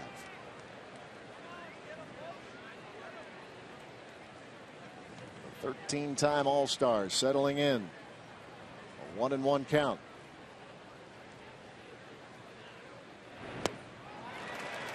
All speed, down 1-2. Good curveball. Well, he goes from not being able to throw it at all to being one of his best pitches. From the first inning to the fourth. There it is again. Good rotation going down in the strike zone, and well, that breaks a lot as it gets to the hitting zone.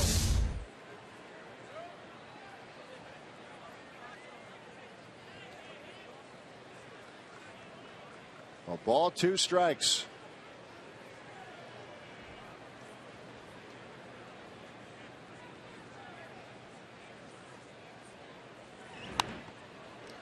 And Jeter stays alive.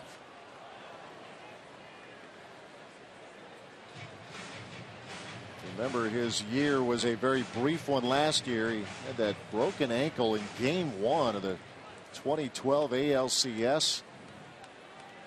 Appeared in only 17 games a year ago, but in 2012 he hit .316, played all but 3 games of the regular season. Jeter will turn 40 in a little more than a month.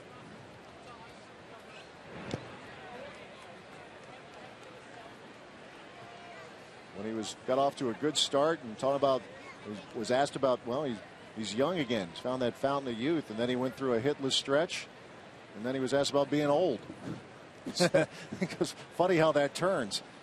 Have a few good games, and all of a sudden I'm young again. Yeah, right.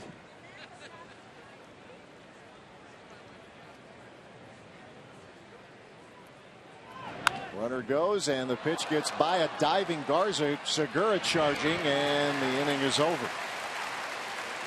Good battle there. Garza gets the better of it. Move to the bottom of the 4th. Yankees lead 3-2.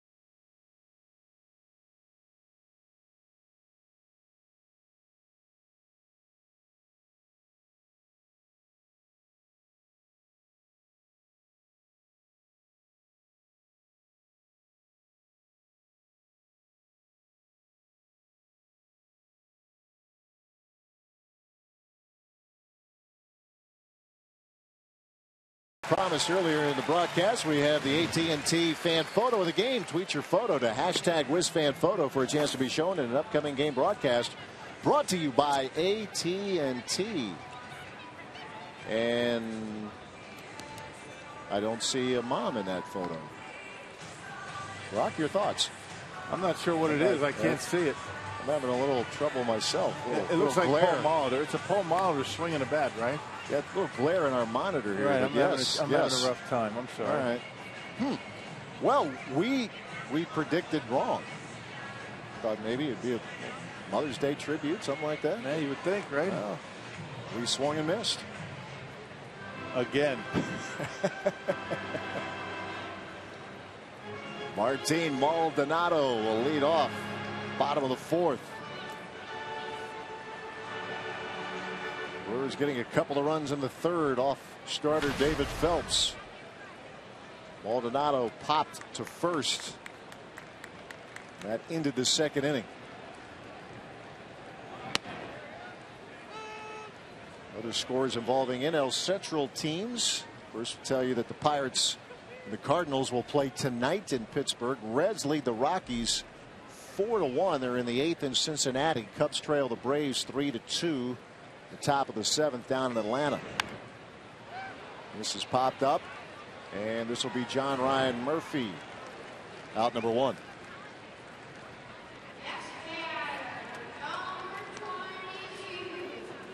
Getting the call today as Brian McCann takes a break, and here's Matt Garza. who started the third with a double. It was his first hit of the season.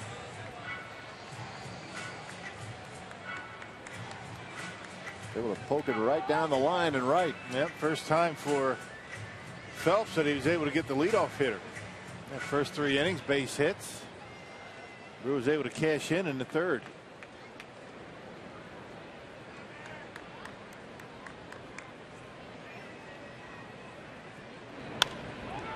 It's a ground ball to first. Teixeira unassisted, 2 outs. Hey, fans, voting for the 2014 All-Star Game is officially underway. Vote early, vote often, and vote Brewers to send your hometown stars to Target Field this July. Visit Brewers.com to cast your ballot. Target Field in Minneapolis, the site of the All-Star Game this year. Cincinnati next year.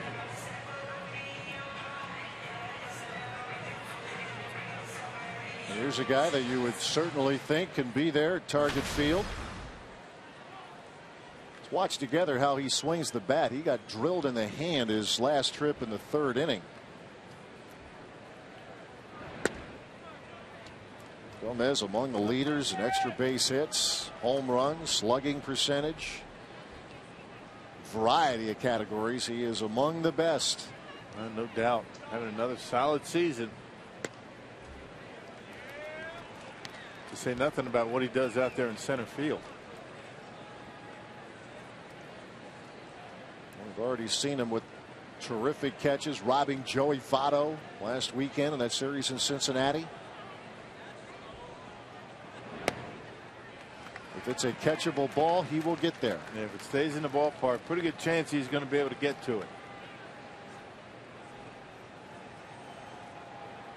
And also runs down the seemingly uncatchable, but he makes it happen. And he draws himself a 4-pitch walk. Gomez, the 2-out base runner. He's starting to show some pretty good patience at the plate. You know, that 2-0 slider is ordinarily a pitch that Gomez is going to be taking a big hack on. Just off the outside corner, took it and was able to get the first base. Now you figure he's going to try and steal a base. He's already got one today. Yeah, back in the 1st inning. Here's Logan Schaefer. Laid down a sacrifice bunt in the 3rd. 2 outs as you see Gomez off the bag. And he has the attention of David Phelps. 6 steals this year in 7 attempts for Carlos Gomez.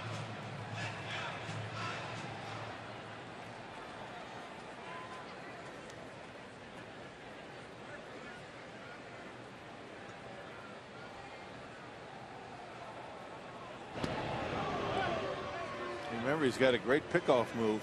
Very quick feet. Trying to keep Gomez close. Why wouldn't you? He nabbed 3 last year, did Phelps.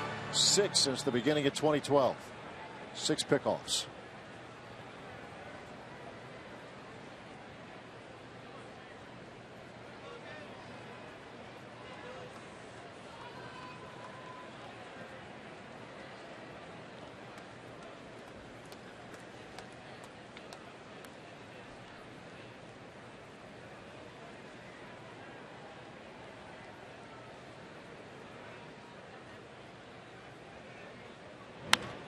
Sharply hit, but Teixeira is there, and the inning is over.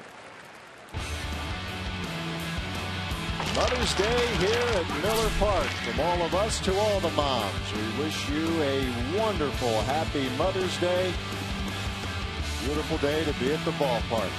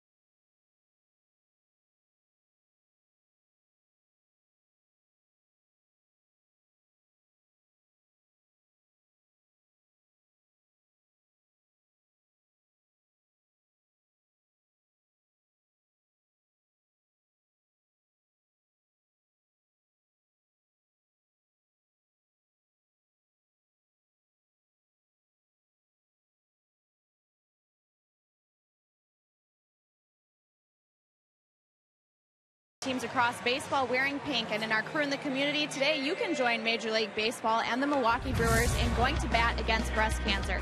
Major League Baseball and the Milwaukee Brewers are teaming up with Stand Up for Cancer and Susan G. Komen to raise awareness and support for the fight against breast cancer. Please join us. You can visit mlbcommunity.org/Mother's Day to learn more and bid on official game-used pink bats and products. Auction proceeds will support the breast cancer charities and today's honorary Batgirl throughout the ceremonial first pitch. Now, Ron Renneke, for Matt Garza, this start is following a similar pattern to his last start Monday against Arizona.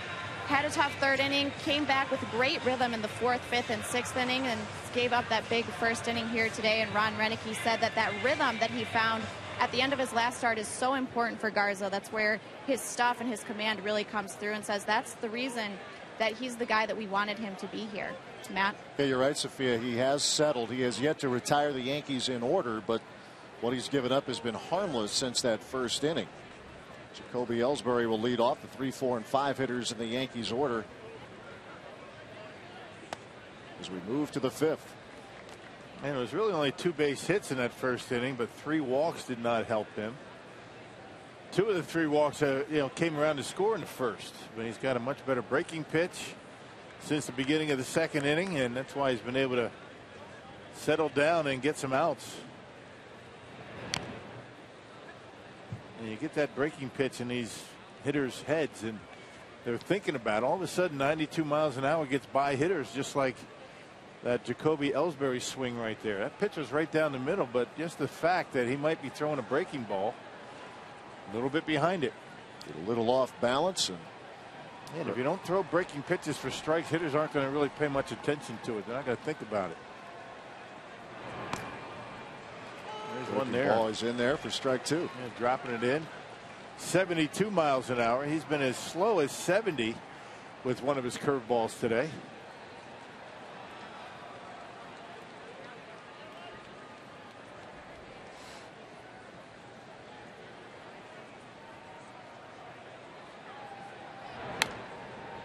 Bouncing ball foul at first. You just see a lot more defensive swings, by these Yankees. Not sure what's coming.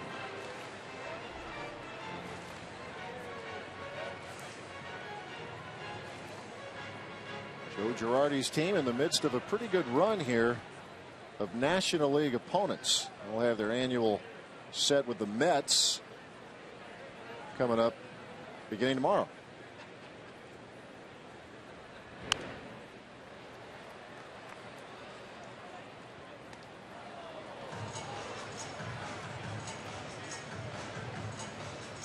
It was a 12-game interleague stretch for the Yankees.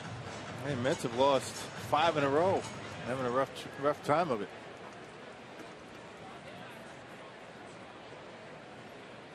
This Yankees team used to playing in the postseason. Last year, a rare exception, especially in the last couple of decades. Well, all time really, but just 2 times in the last 19 years they did not get into the postseason. Won 85 games a year ago. Unthinkable in New York. It is. The panic.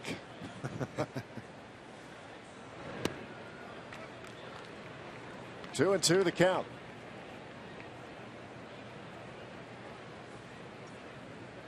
It's an interesting mix, this New York team. The big ticket players, but you have players such as Solarte who have really delivered in this early portion of the year for New York. And you have veterans like Jacoby Ellsbury. He's leading off this inning, and he leads off by striking out. Yankees starting to get up there in age, so starting to sprinkle in some youngsters. Times are running out for some of these Yankees, not just Derek Jeter. Ichiro's 40 years old. How about this location right here? 94 miles an hour, one of his best fastballs. And there's that defensive swing we were talking about. Underneath.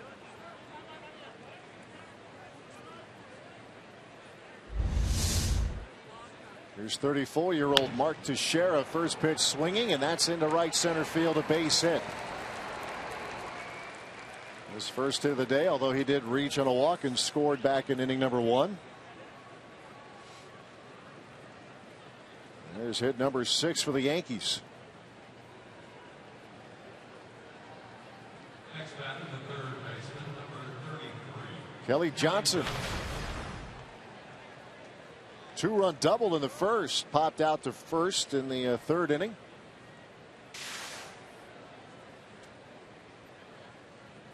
He's had some pretty good swings in this series. Hit the ball well last night in the ninth inning. Yeah, warning track fly ball that Caleb Gindel was able to make the play on. A couple of deep flies in that ninth inning, adding a little spice to an already good game. How about that, huh? Brian Roberts taking Gindel to the warning track. So did Johnson.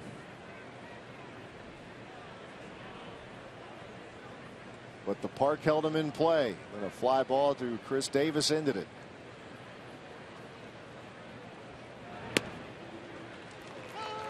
Breaking ball in there, 1-1.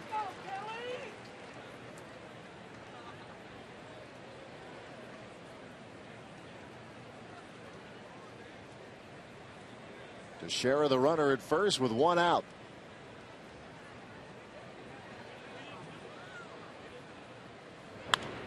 Sharply hit. Nice scoop down there, 1-2.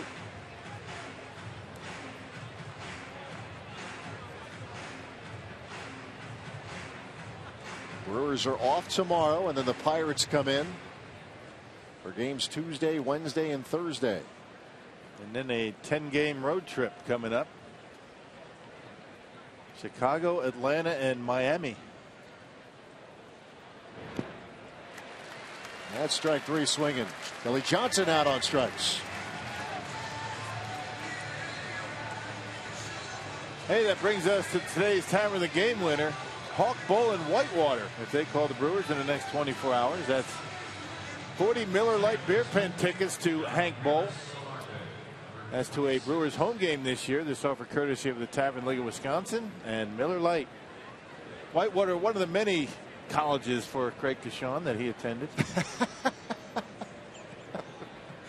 Just wanted to spread the knowledge everywhere. One of the many. Well, they all accepted him. He didn't want to feel, he's going to slight anybody. He just went to a bunch, 10, 15 colleges. I had the opposite problem. Most of them, they said, no. Yeah. we can't. I went the only one that would have me.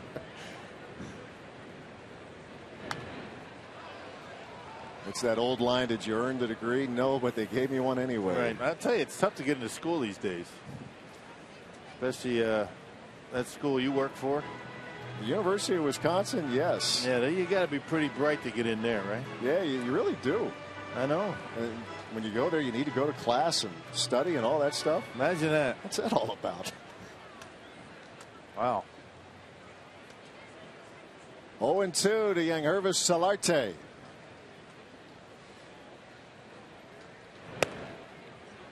Fastball high.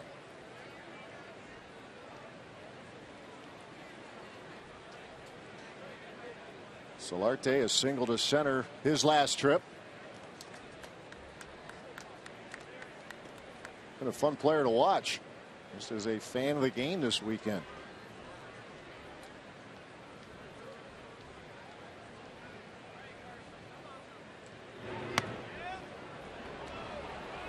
Cards are continuing to mix it up. Just missing 2-2. Yeah, rocketed anywhere between 70 miles an hour and 94. That's a big speed differential to have to be aware of up at home plate. See, he's approaching 100 pitches here. His high in terms of pitch count, 102. He's back on April 14th here at Miller Park against the Cardinals.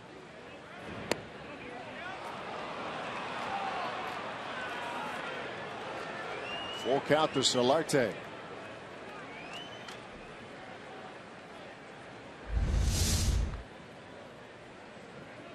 Yeah, completely fooled and just a little bit off that outside corner.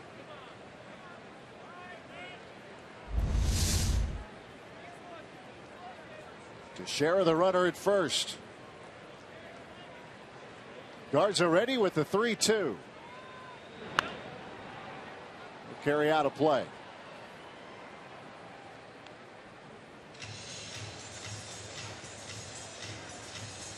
Garza has walked 3. He has struck out 4. There's 3 walks, all coming in the first.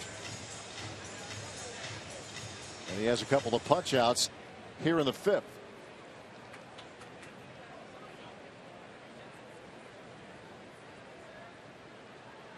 He has yet to retire the Yankees in order, but he has kept them off the board from the 2nd inning on. I think you got to be careful fastball here. You know, we've already seen Solarte go yard on Friday.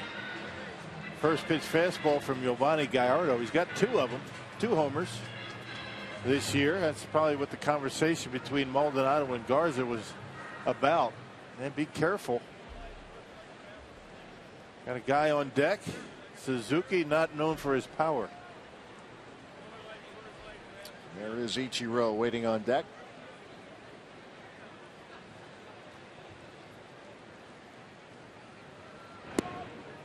And that is walk number 4 given up by Garza this afternoon. And a good take by Solarte. That's a tough pitch to lay off of on a full count. A slider down in the zone. Able to check the swing. Now you have to deal with Ichiro. Not much power, but boy can he hit. Seen him walk today and pop out to short. But that season average, as you see, 370. Not a ton of at bats, but he's making the most of it. Yeah, just 57 at bats.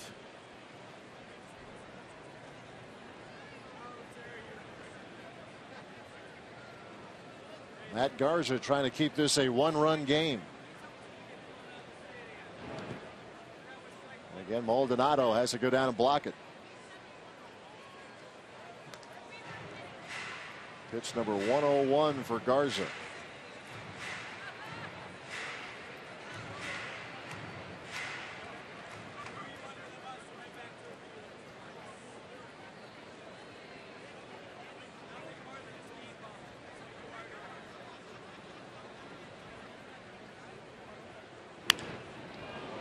Look out in that Yankee dugout.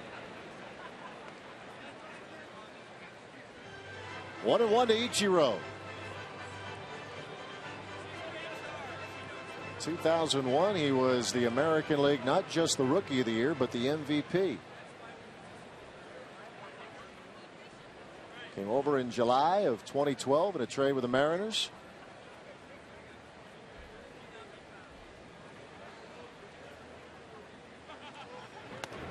And most people don't realize how good he is out in the outfield. Very strong, accurate arm. Excellent defender, covers a lot of ground. And those are some pretty good numbers. 14th season in the big leagues. 10 gold gloves, all in a row. Yeah. Steal bases. Used to.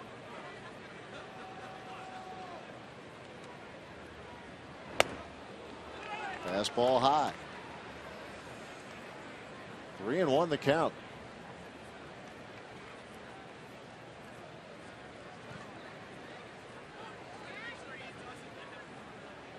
So Matt describing his outing on Monday as grinding through it, and it's much the same here today.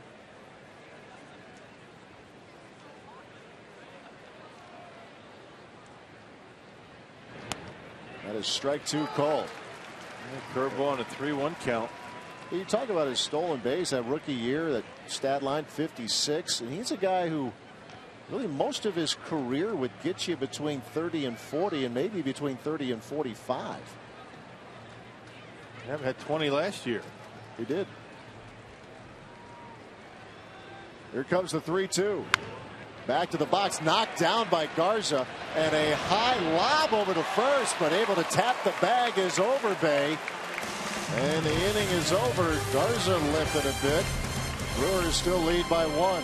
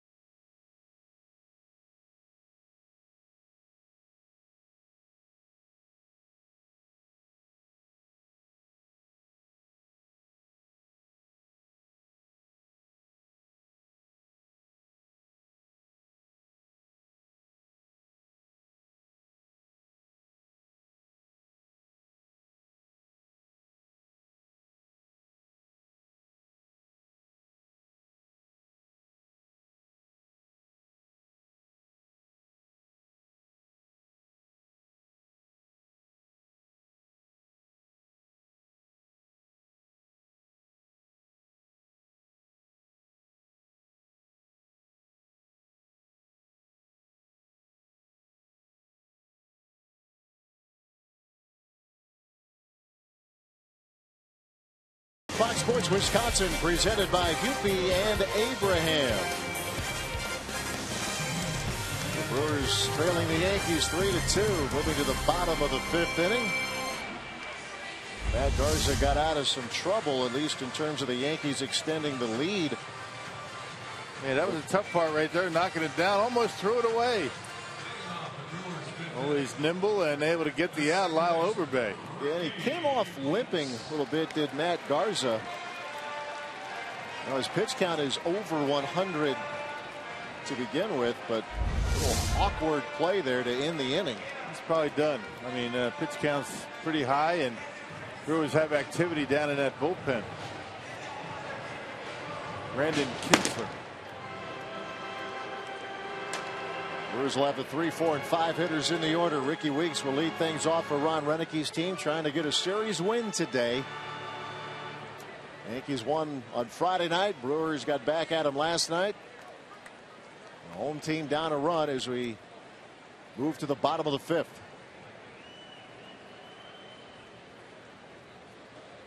Weeks an infield single. Drove in a run in the 3rd.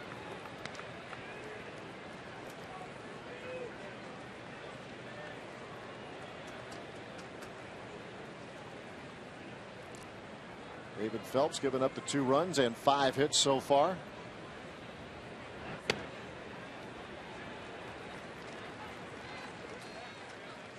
Ricky Weeks here in the process of getting into a little bit of a groove. Knocking on the door at a 300 batting average.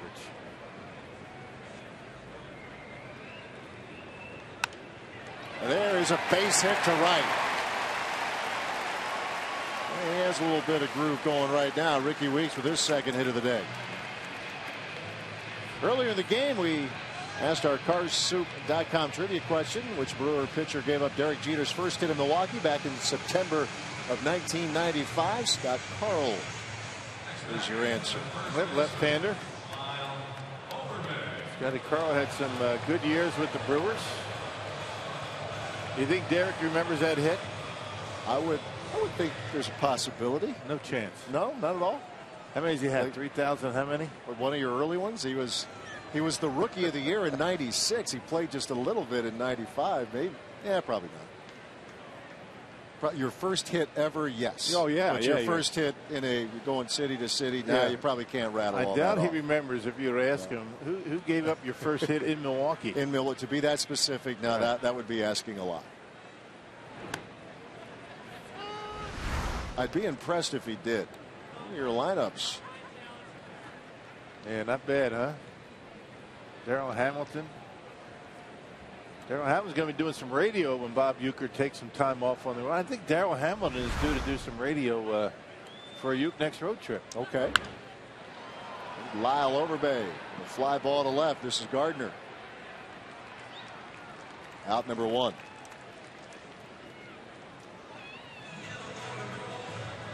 You remember 1995, that was when the owners locked the players out of spring training, brought in replacement players. The season started about a month late. Yeah, that was my first year in the booth, 95. How far it's come in terms of the relationship there. And you have, relatively speaking, calm waters. Collective bargaining. The game has grown in such a great way. Both sides have come to their senses and realized they don't want to damage their game, and they would have labor peace over the last decade or so, decade or more. Always nice as a fan when you can talk about who's good, who isn't, rather than are they going to play, asking that question. Fans have come back. Hope is it will stay that way for a long time. Yep. And nothing like getting ready for your first year in the booth and no season starting, huh? That had to be a little tough. My first 2 games were with replacement players in spring training. Uncomfortable. There's a pop up to Shera. Off season, I'm pouring through the media guide, getting all the information I can on the Brewers, and show up, and there's no information on some of these guys, these replacement players. First 2 games I did with Jim Paskey. Down in Arizona with the replacement crew. Guys like Tim Dell and Billy Bates. I can't remember some of the other guys. A lot of research on the fly. Research? Or just wing it. No, that wasn't any research. No prep. Right. Let's do the game.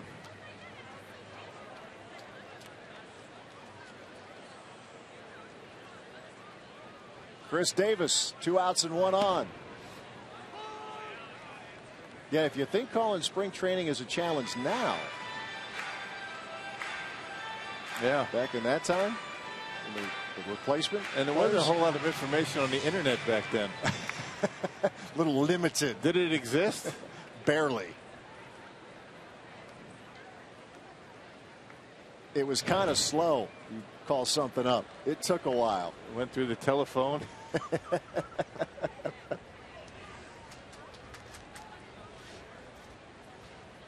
And now what will we do without it up here, right? We'd be lost.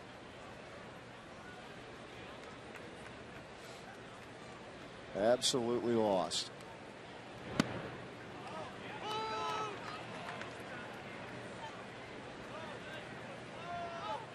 Weeks started this inning with a base hit to right.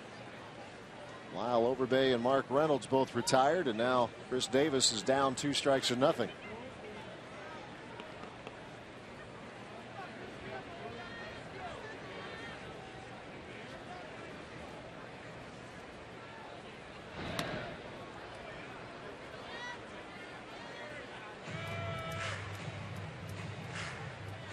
Limited time for Ricky Weeks. He has yet to steal a base this season.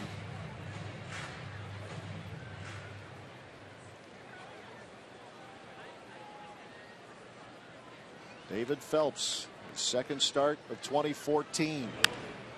Davis, line drive to left. Gardner right there. Inning over. Leadoff single, but nothing more. We're through 5. Yankees lead 3-2.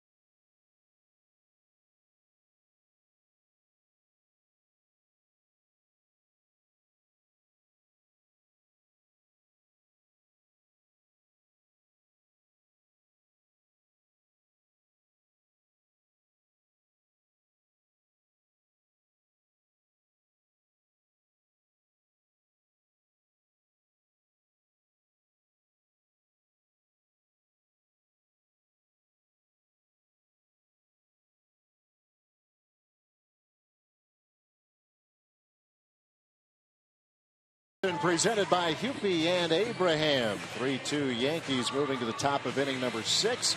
New pitcher on the mound for the Brewers, it's Brandon Kinsler. Now you see Kinsler's numbers. That earned run average continues to climb. He has been giving up some runs. 12th appearance for Brandon, and one of the earliest that he's been in the ball game here in the 6th inning in a 3-2 Yankees lead.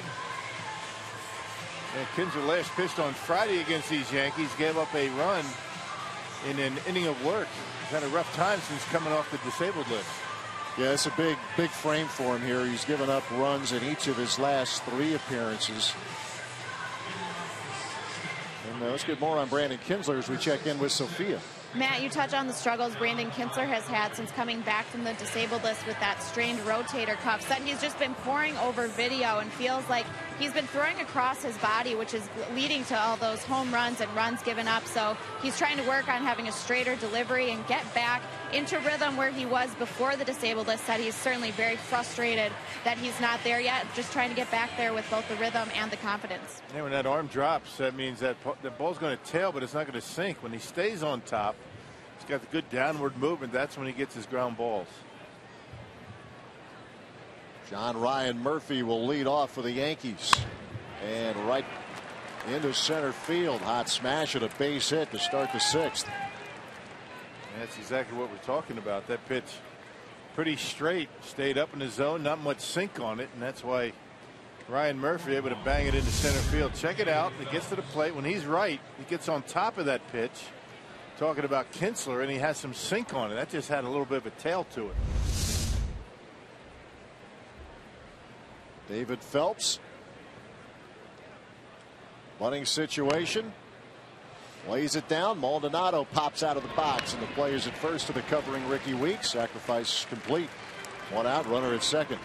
Hey, for just $24, get a ticket package that includes one Brewers Terrace Reserve ticket to one of the following games: May 26th, June 3rd, or June 24th, and one Summerfest general admission ticket, good anytime during Summerfest 2014. Visit Brewers.com/Summerfest. One out, one on. John Ryan Murphy, the runner at second. Lineup turns over. Brett Gardner to the plate. He doubled to start the game. Brandon Kinsler on in relief of Matt Garza. 5 innings of work for Garza. Gave up 6 hits, 3 runs, walked 4, and struck out 4.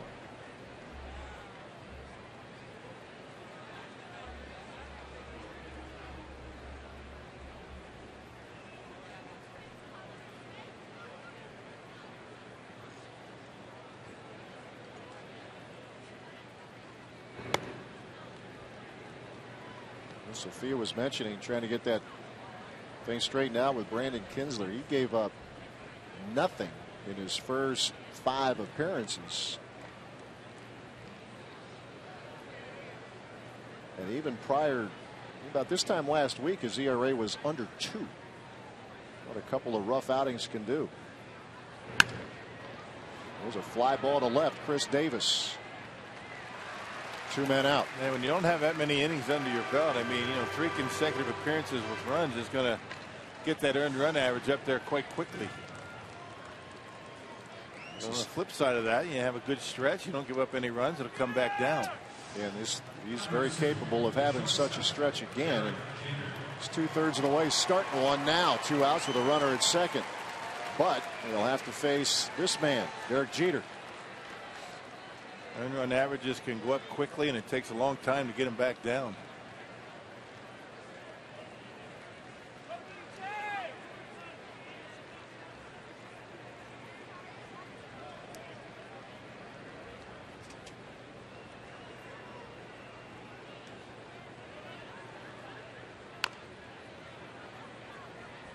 Chopper foul from Jeter. There he is. Year number 20 for the captain. A .312 career average. Oh yeah, 5 World Series championships. 3,345 hits. Has been in the postseason 16 different years. Just expected, I guess. Yeah.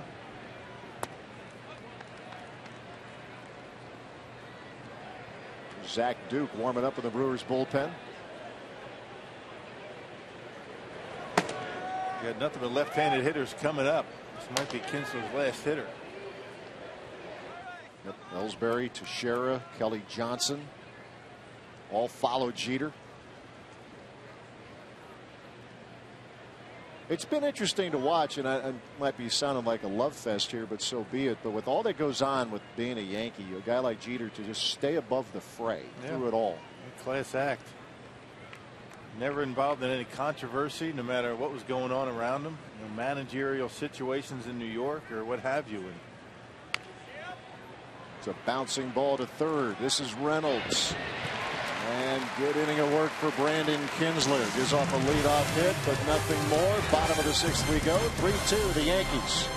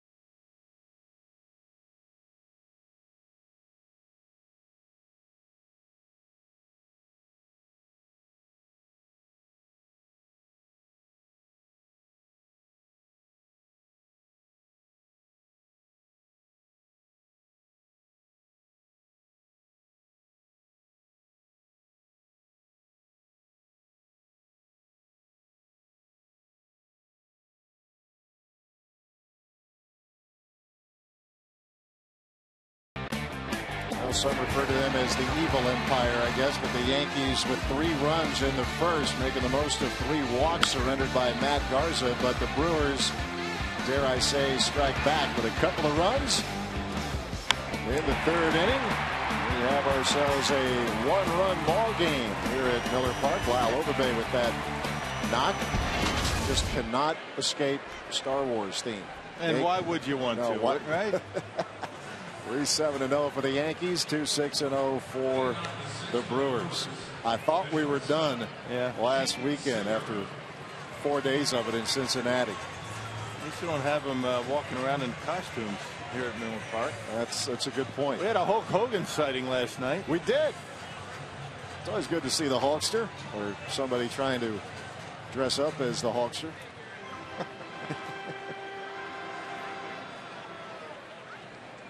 Never have enough wrestling talk. Right. Here's Gene Segura. David Phelps on for his 6th inning of work. Back up the middle. Base hit for Segura.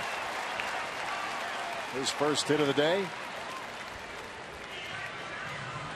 Yeah, hit totals even now, 7 apiece. And once again, the Brewers get their leadoff hitter aboard. It's only been 1 inning where the Yankees have been able to keep the leadoff hitter off base. That was the 4th.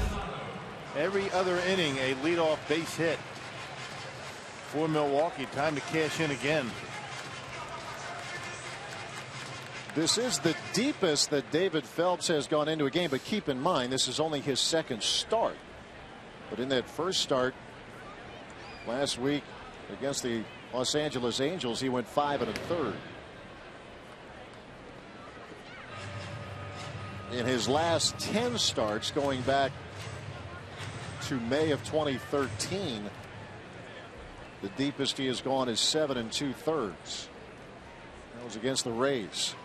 That started down in the minor leagues and just biding his time this year before he got some starts. He got 3 starters on a disabled list, so he should be in that rotation for a while, as long as he keeps pitching fairly well. Yeah, if you missed it earlier, the latest of those 3 for the Yankees, CC Sabathia. Knee injury, pitched last night. Brewers were able to get to him. Segura is going as this will be hit into right field, and it's a base hit. Segura rounding third. Ed Cedar puts on the brakes. And the runners are on the corners here for the Brewers. Yeah, good idea by Segura. He was running on the pitch, and he would have been doubled off anyway if Suzuki was able to catch the baseball. He didn't. and he's able to cruise into third base. Why slow down? You're going to get doubled off anyway if he catches it. Just keep going in hopes that he doesn't. And now the Brewers are in business. 7-8 in the order, able to get on base. Never slowing down, able to get into third, and the Brewers set up nicely.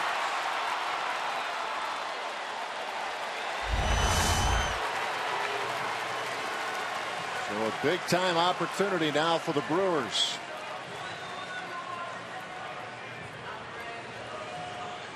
And here comes Joe Girardi.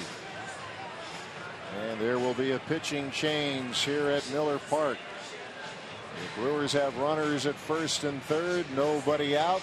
The day is done for David Phelps. And we will continue in a one-run game.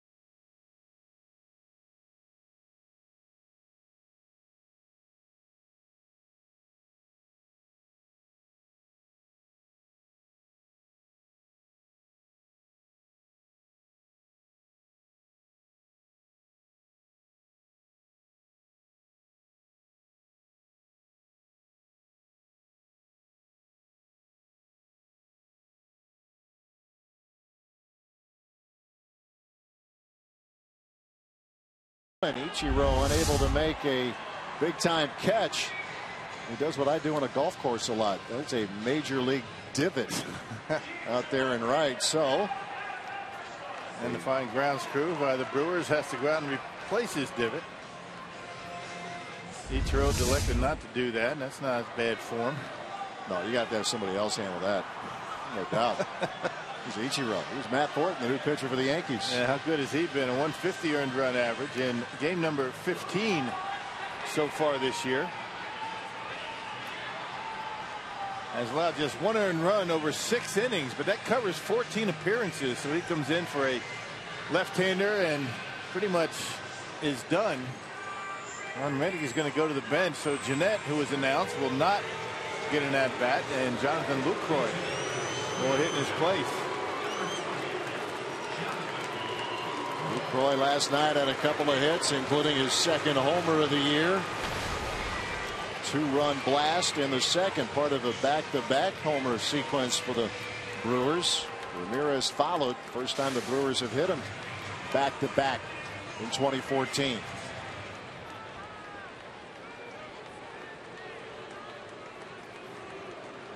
Here we go. Brewers now into the Yankees bullpen.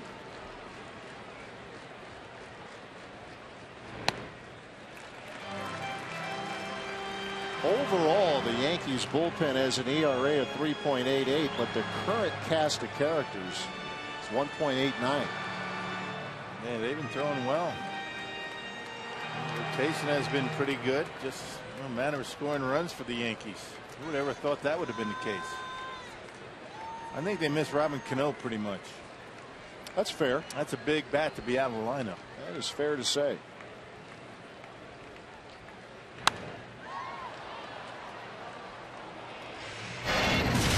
Work last night. The work at the plate from Jonathan Lucroy. Two-run shot off the batter's eye, and Aramis Ramirez would follow up right after him with a home run of his own.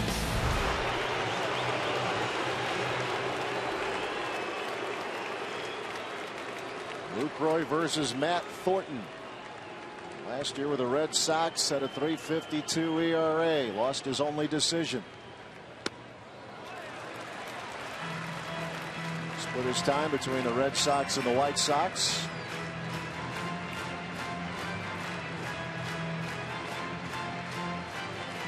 One of those guys you just run out there on a regular basis. 60 games he's appeared in each of the last 8 seasons.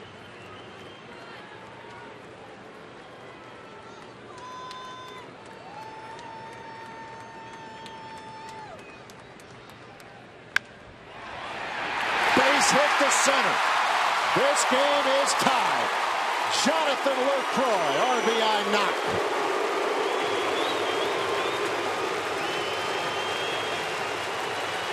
Is so good at staying on the baseball. Doesn't try and pull it. Thornton with a pitch away from him and goes right back through the middle. The Yankees were in double play depth. That ball down in his zone. Nice easy swing by Lucroy. And able to bang it into center field. So we're all tied up here in the 6th. And another pitching change. A short day's work for Matt Thornton. We are tied at Miller Park.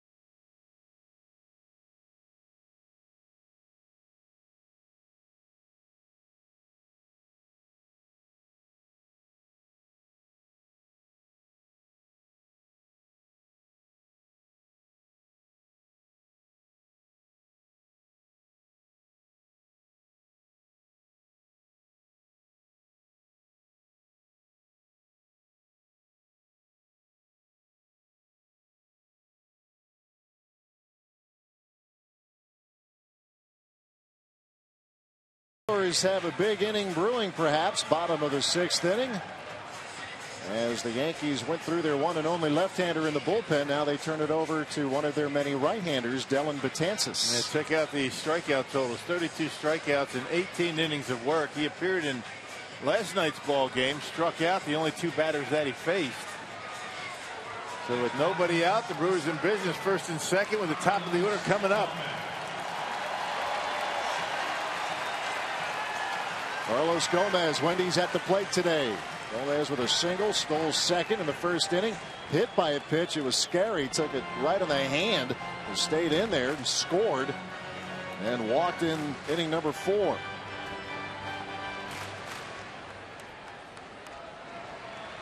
So the Brewers, after trailing in the first 3-0, have battled back, and it's a tie game, bottom of the 6th. And this is popped up and caught by John Ryan Murphy. Well, that's a heck of a play. I mean, the toughest part of that play is recognizing where the baseball is. You got the catcher's mask. Wasn't popped up all that high, and Ryan Murphy saw it right away and picked it up and able to make a nice catch. Barely going over the head of Gomez, but the Yankees catcher right on it in foul territory. These two teams have some pretty good, quote, backup catchers. Maldonado, obviously, and John Ryan Murphy for New York.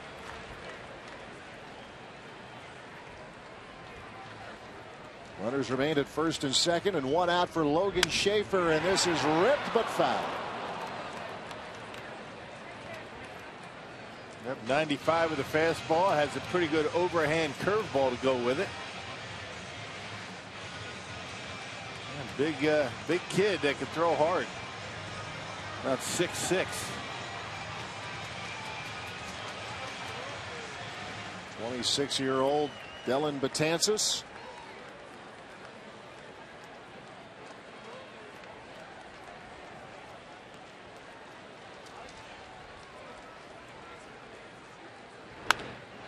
There's a drive to right, and Ichiro can't get it. It's going to go all the way to the wall. Here comes Maldonado rounding third. He's heading for home, and the Brewers take the lead. RBI double, Logan Schaefer.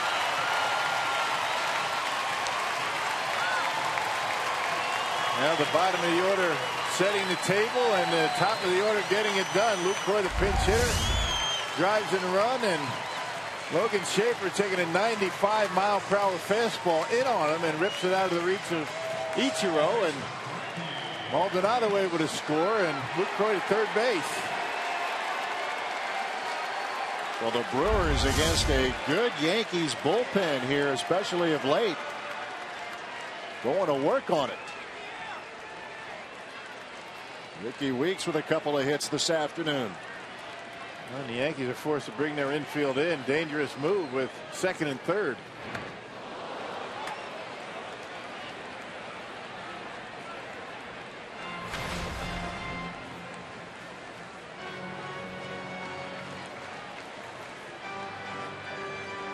Weeks is 10 for his last 17, including the 2 hits today.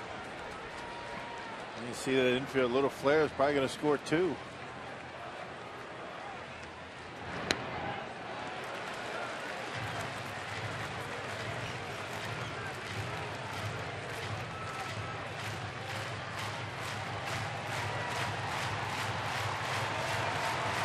Brewers getting some things done with runners in scoring position today. Opportunity to add to that right now.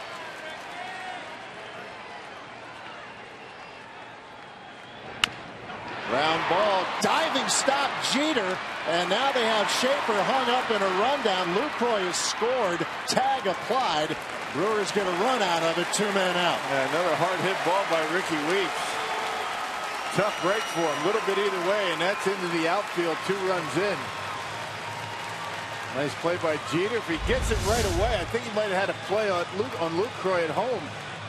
Right here, if he gets it immediately, I think he's got to play at home, but he doesn't. But they do get the lead runner, Logan Schaefer. That'll go down as a 6-5 putout.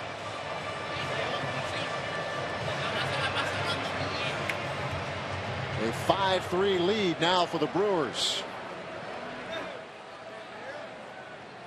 Weeks the runner at first for Lyle Overbay.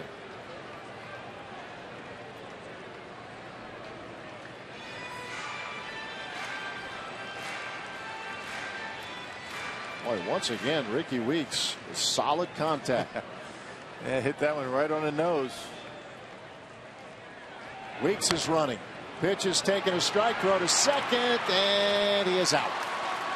Ryan Murphy throws out Ricky Weeks, trying to steal, but a good 6th frame for the Brewers. Logan Schaefer, a big part of it. We are through 6. It is 5-3 the Brewers.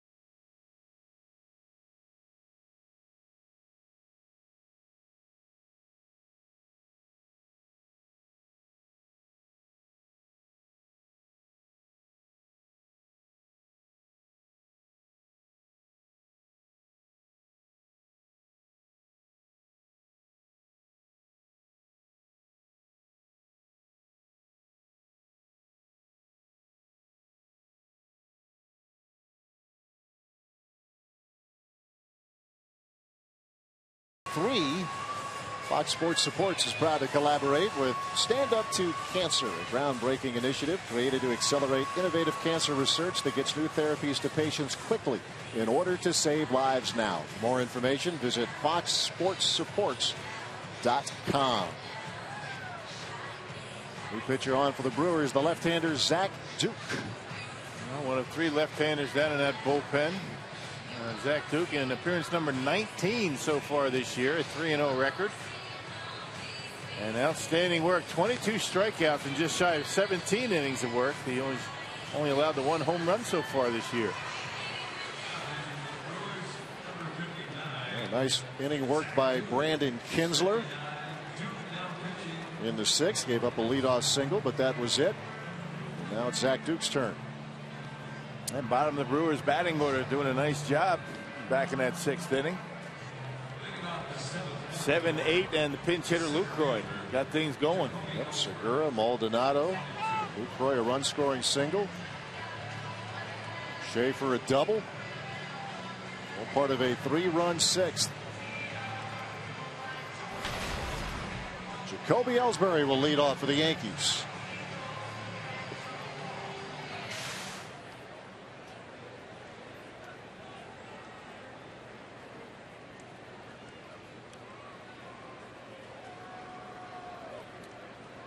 Zach Duke has not given up a run since April 8th, Philadelphia. We'll keep that string going here this afternoon.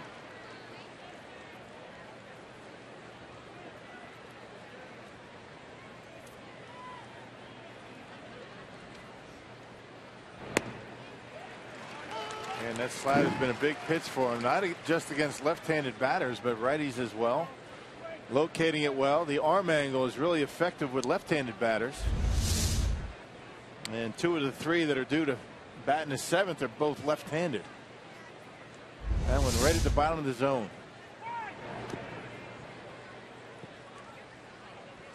One and 2 the count. Matt Garza went the first 5. Kinsler the 6th. Now here in the top of the 7th, Zach Duke.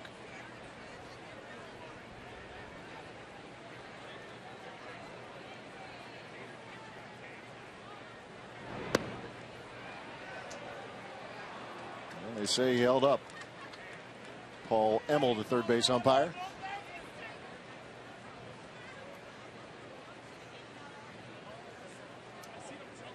Zach threw a scoreless inning in last night's ball game.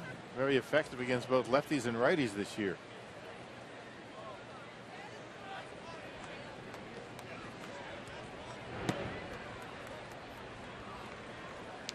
And a full count to Ellsbury, leading off the 7th.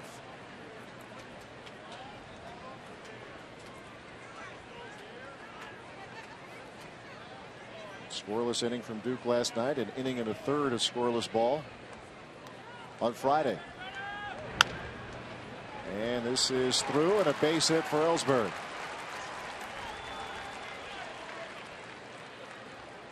And good at bat for Jacoby Ellsbury, hanging right in there. He got a Zach Duke fastball, able to find a hole in the right field.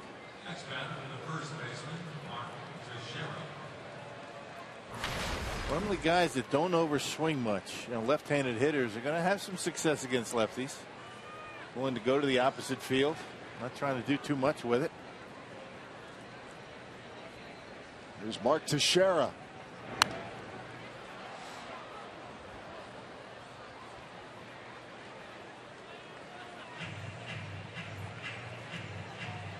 Now he's had twice as many at bats from the left side of the plate as the right.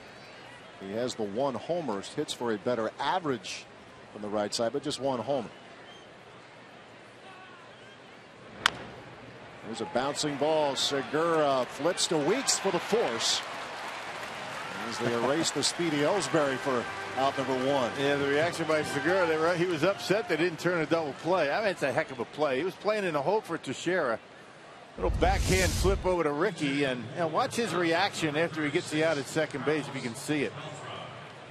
See, he's upset. I thought I had a double play there. He wasn't satisfied with just the out at second. He loved the enthusiasm. Absolutely. That kid plays with every single day. Carlos Beltran now pinch hitting.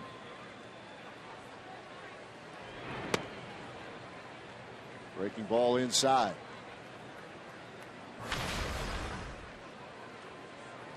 We'll see what he's done in this series. Couple of hits.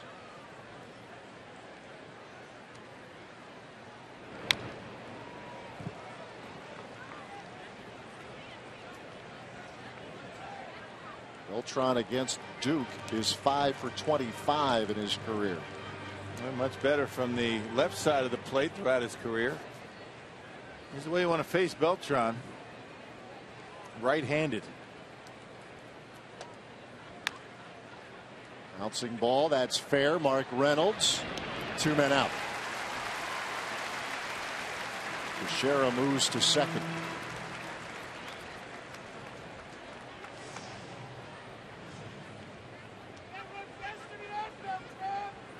Zach Duke trying to keep the Yankees off the board here in the inning. Yangervis Solarte singled and walked and drove in a run in the first with a sacrifice fly.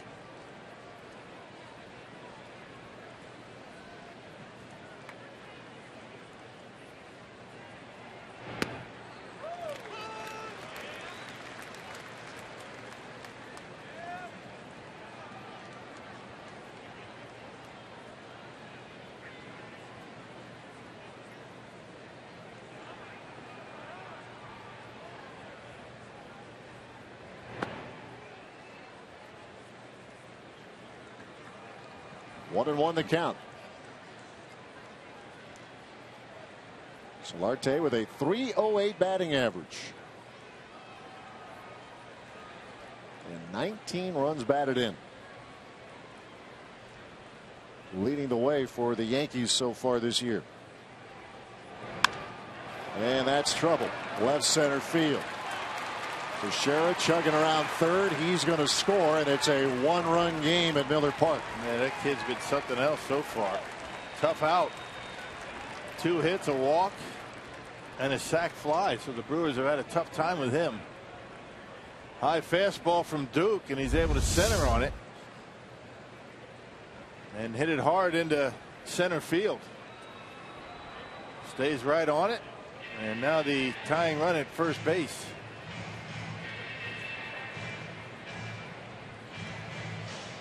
Teixeira working his way around.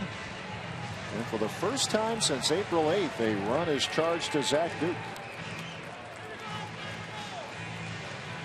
Joe Girardi not afraid to go to his bench. I mean, he'll do it multiple times in an inning. Looks like Tyler Thornburg is loose and ready out in that Brewers bullpen. I think it's Thornburg. Ron Renicky making his way out, and we'll have a pitching change. Actually, Milwaukee. Rob Wooten. Yeah, I'm sorry. 5-4, the Brewers leading the Yankees. Pitching change will continue at Miller Park.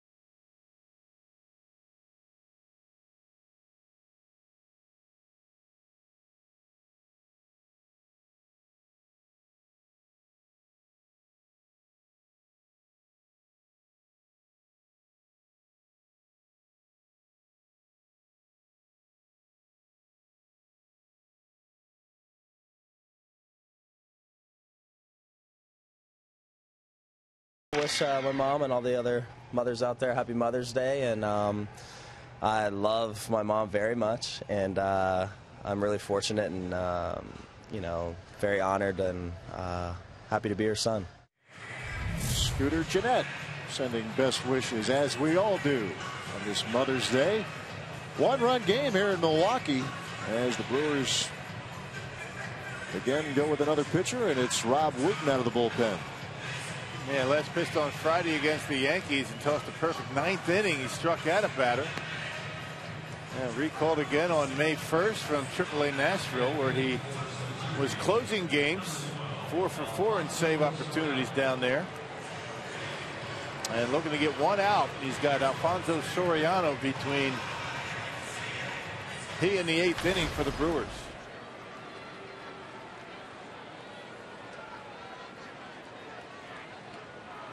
All right, here we go. And you see the shift for Soriano.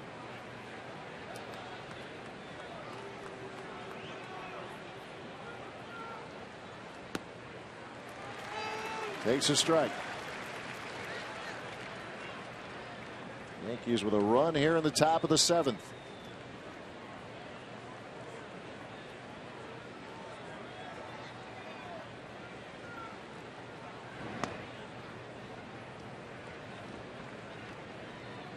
Wooten, the 4th pitcher this afternoon.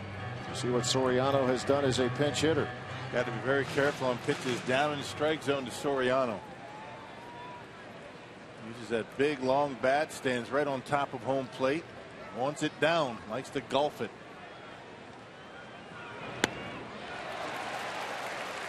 As an American League player, Alfonso Soriano has 999 hits. Good slider from Wooten off the outside corner, and Soriano tried to pull it.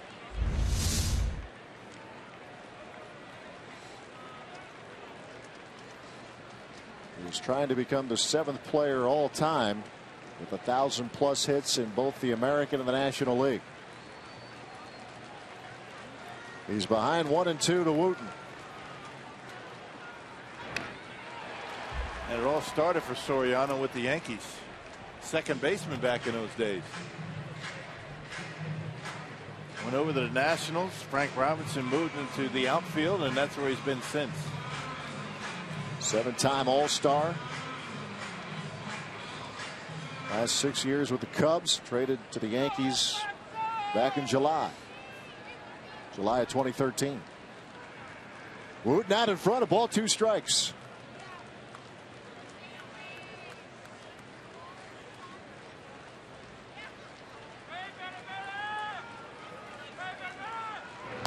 Got him. Rob Wooten finishes the inning. Soriano's milestone will wait another day. Yankees get a run. It is a 5-4 game. The Brewers lead the Yankees, as we will keep it right here at Miller Park with the singing of God Bless America. Please join your Milwaukee Brewers and all of Major League Baseball as we honor our great nation with the singing of God Bless America, led this afternoon by Bob Kozlowski from the Brewers Guest Relations Department.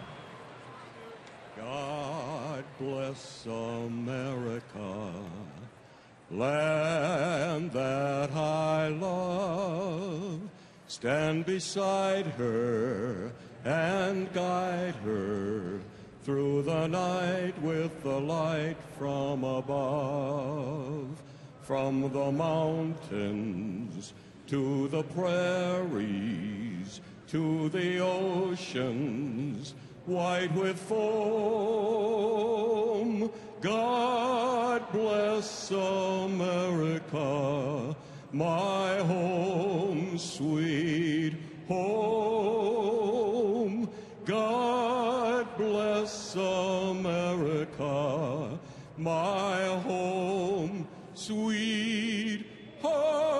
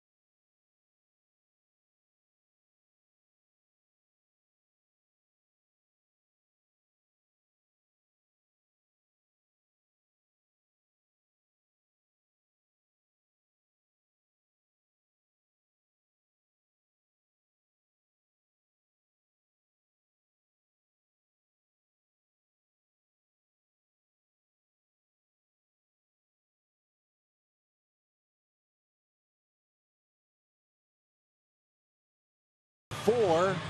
Yankees getting a run in the top half with Rob Wooten preventing any further trouble. Brendan Ryan now in the game for New York, playing second base. A couple other changes. Carlos Beltran out there in right field.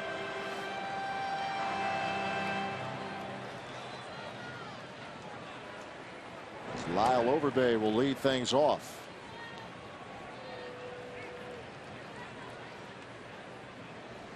He got the big shift on Overbay, and Bay very capable of taking that ball in through center field. We've seen him do it in this series.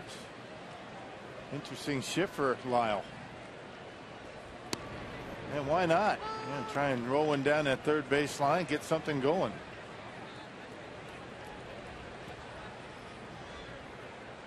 1-1 to Overbay. Run scoring single in the third.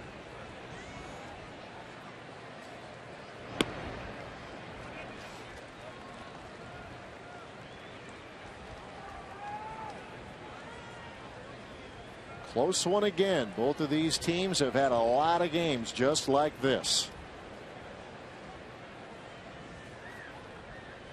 Dylan Betances on the mound.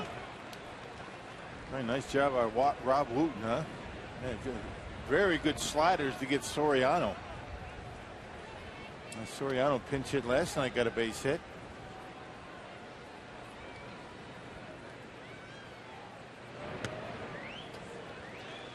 And a full count to Overbay. It's the second inning of work for Betances.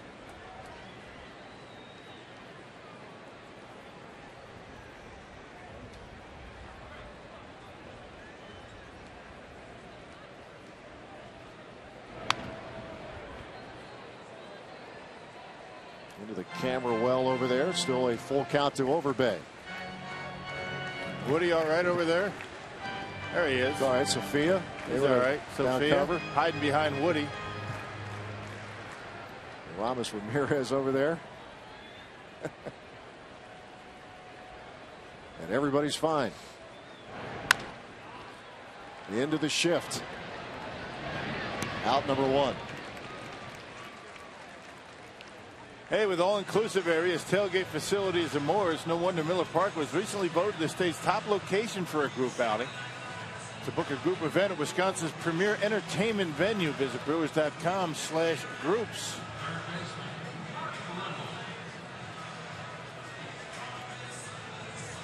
That'll go down as a 5-3 putout.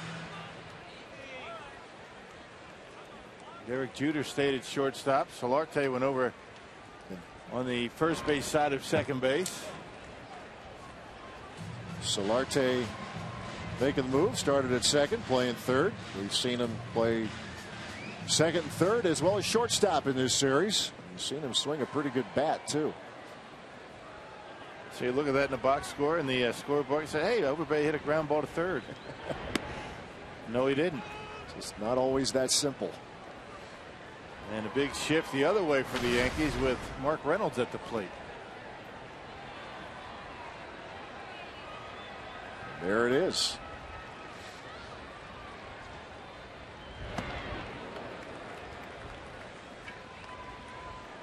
Reynolds has singled, he's struck out, and he's popped up to the first baseman. Getting a starting call at third this afternoon.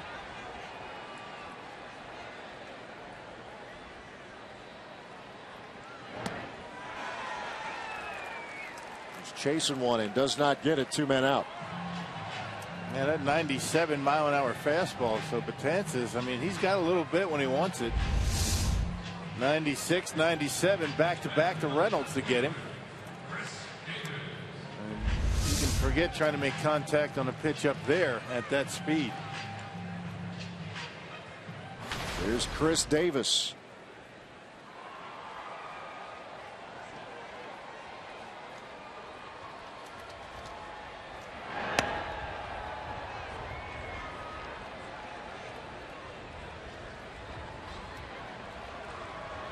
Two outs, bases empty. We're in the bottom of the 7th.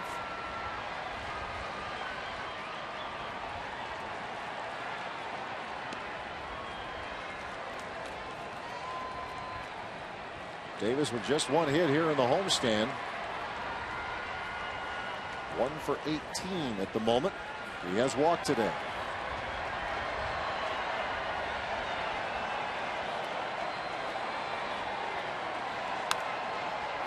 Popped up. Right side. And this is a long run, but making the play is Beltran. Right along the line.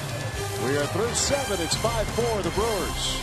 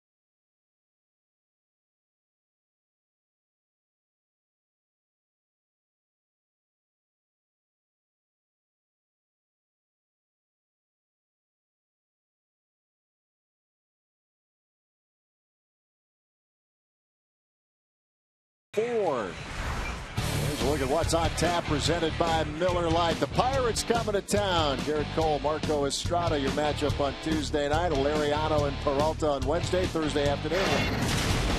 Your matchup as well. But let's go back to that first matchup. They'll have the rematch of this on Tuesday night. Carlos Gomez getting a triple, and Garrett Cole did not appreciate the manner in which he thought Gomez reacted. Gomez did not appreciate Garrett Cole chiming in. And had ourselves a little Easter Sunday rumble. Yeah, and certainly didn't appreciate the way Garrett Cole just kind of scurried back to the mound after everything started. It was all about him. He didn't get any suspension or fine, and he gets to start the first game of the series. That should be interesting. Yes, it will. A rematch, actually. Estrada was the starting pitcher for the Brewers on that Sunday, and here's Will Smith now on the mound for the Crew. I have to say he's been very good for the Brewers is a bit of an understatement. 16 in the third innings, 24 strikeouts. Left-handers haven't had much of a chance. Right-handers haven't done much better. 20th appearance for Smith. Pitched a scoreless 8th inning in last night's ball game, including 2 punch-outs. John Ryan Murphy will lead off.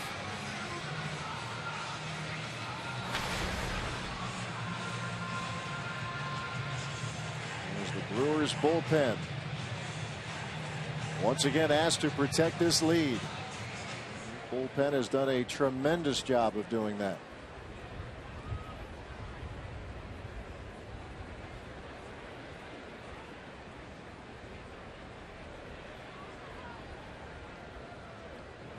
Yankees catcher today with a couple of singles.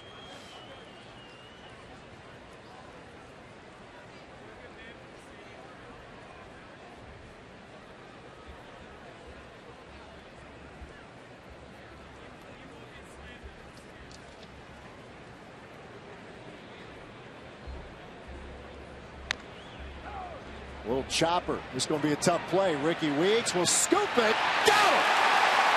Oh, good play by Weeks, and that was the only way he was going to have a chance. Yeah, Joe Girardi on his way out. We'll see if it's actually an out or not. I think Joe Girardi is going to ask for a replay on this. Why not? Why wouldn't he? It was pretty close. He'll give his video crew an opportunity to look at it. Well, I tell you, bang, bang. Say it again. Is there enough? He's safe. Yep, he's safe. And I think that the Yankee video group is going to tell Girardi to ask for a replay because it looked on that replay like he was safe. Ricky not able to get much on that flip. You only have 20-30 seconds to ask for a replay. It's taken an awfully long time. And they're going to go and take a look at it. Pretty close, but looked like he was safe to me. Maybe not that angle necessarily, but the one before might be a little bit more evidence in the Yankees' favor. Marvin Hudson, the first base umpire who made the call, and the crew chief going over, putting the headsets on, and they'll sort it out in New York. So at the moment, the call is out at first to John Ryan Murphy. As Ricky Weeks, the only thing he could do, a glove hand flip. Yeah, once it got by Smith, it was going to be a very difficult play for Ricky. And that one didn't take very long. And there's a runner at first. So infield single for John Ryan Murphy.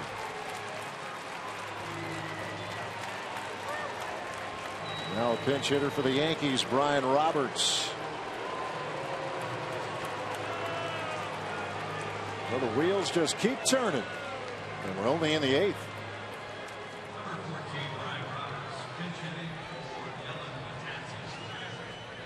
And once you go out there, you only have 30 seconds to either ask for a replay or get off the field. I think Joe Girardi stretched that to the very limit. Yeah, we'll say he used every bit of that a lot of time.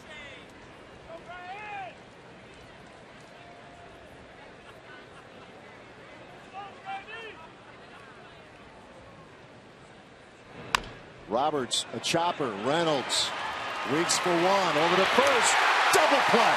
Boy, what a double play that was. Well done by Mark Reynolds. Well, he's played a lot of third base in his career, and he needed that experience on that play. Expecting a bunt, able to get a good throw off to Weeks, and they turn the double play. All right, that's a big league double play right there. And Ricky getting a good strong throw to first, and he is out at first base. What Mark Reynolds has continued to do for this team, not just the home run power, but playing first or third, or if really needed, in right, which he did in Cincinnati. Yeah. And not a bad pitch by Will Smith either to get that ball down in his zone. He got Roberts to beat it in front of home plate and get the double play. Base is empty, 2 men out for Brett Gardner. Had a double back in the first inning. Scored the first run of the day.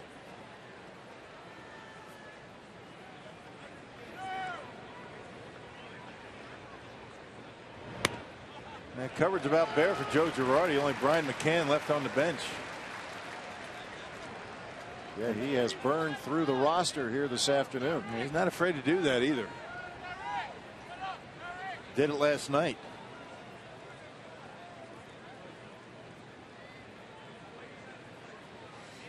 1-1 to Gardner.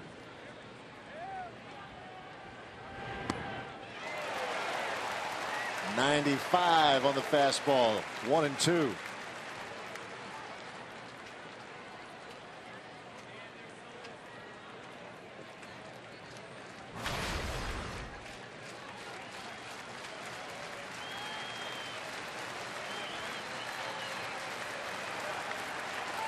Will Smith trying to roll through another scoreless inning.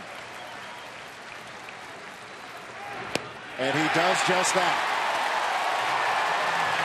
There's some big league defensive work on the around the horn double play, and Will Smith with another scoreless inning. 5-4. Brewers lead the Yankees. Bottom of the 8th we go.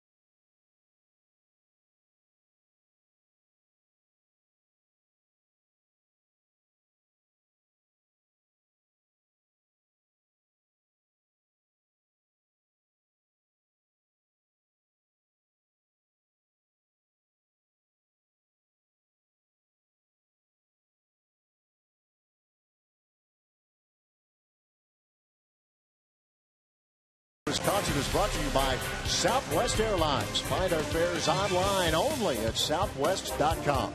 The Wisconsin Lottery, reminding you to please play responsibly. And by Miller Lite, now in the original can. It's Miller time. Before the Brewers go to work in the 8th, let's send it over to Craig Kashawn and Jerry Augustine standing by. I'll tell you what, Matt, the theme line, one of them for Brewers Live postgame is going to be the battle of the bullpens. The Yankees very good coming in, but the Brewers may win this series because of the likes of Will Smith. There's no question about when you talk about Will Smith, what he's done.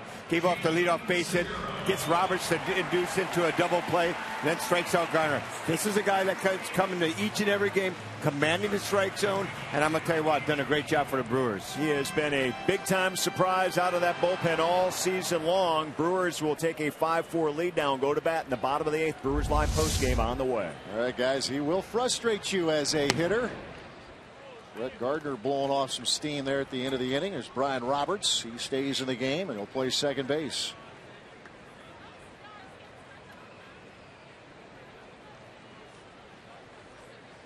Gene Segura against Adam Warren now for the Yankees. If I didn't know any better, I think Will Smith's velocity is getting better as the season goes on. I mean, I don't remember him throwing 95 early in the year and even in spring training. Yeah, he's bringing it. I mean, he's picked it up. He's picked up the pace and continues to throw strikes.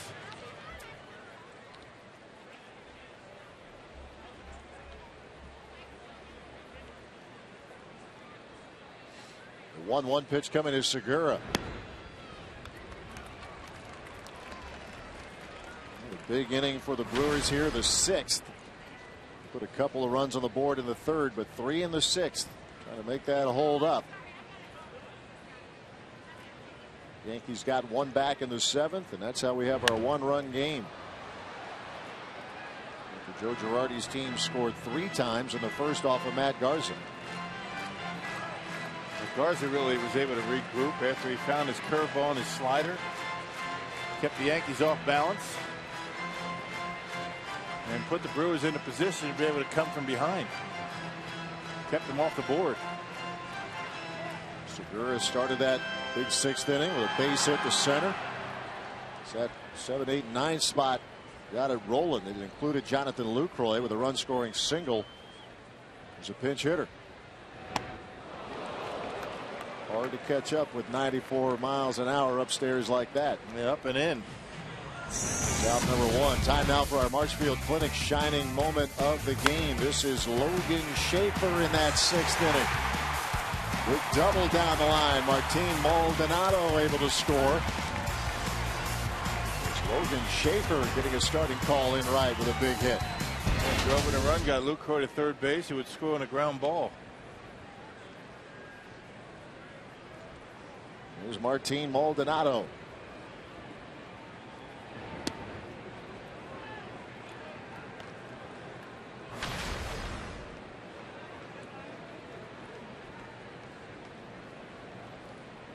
That single in the 6th helped keep things rolling.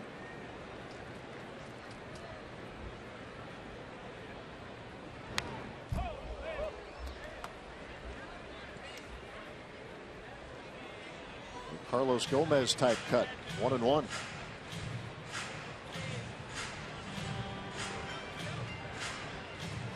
With the hit today, Maldonado in his time.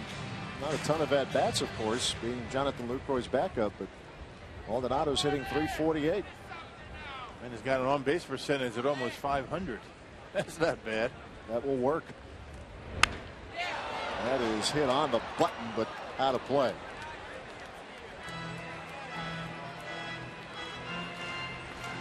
A .483 on base percentage. So not only has he been able to get hits in his 29 plate appearances, but has been patient. Trying to keep a perfect record. When he starts, the Brewers have yet to lose. It's the 1-2. This is the 7th start of the year for Maldonado.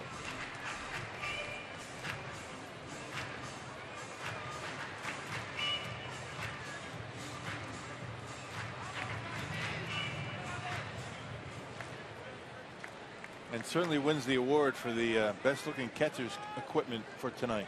Definitely in the spirit of the day. Or for today, I should say. Hey, what do you do with that the pink mask and the pink chest protector all season? Wait for next year? Wait for next year, or maybe a little auction it off? Charity? Yeah, okay. It could work. Looks good though. Look good, play good. And he is all of the above. And that is strike 3 call. Adam Warren has retired the first 2 Brewer hitters on strikes. It's the 4th strikeout for Yankees pitcher. Yeah, fooled him. He came inside, right on the inside corner, and home plate umpire rings him up. And they had the corner, and Ryan Murphy holds it there nicely.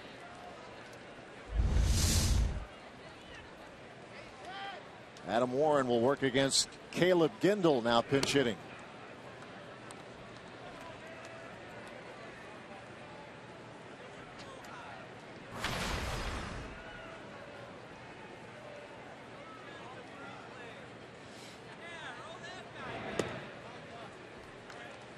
Two and nothing to Gindel.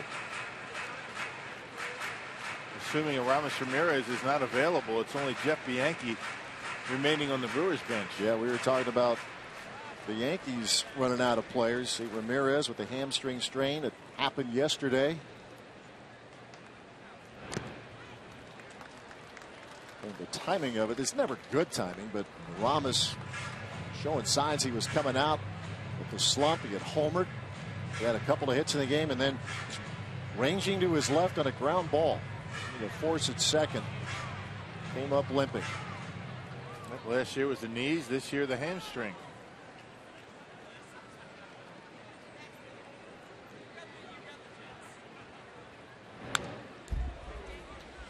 Gindel lets it rip on 3-0.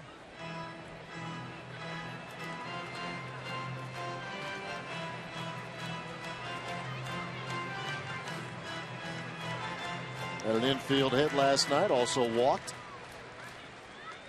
As he had the start in right. Caught a couple of warning track fly balls in the 9th. Draws a walk here in the 8th.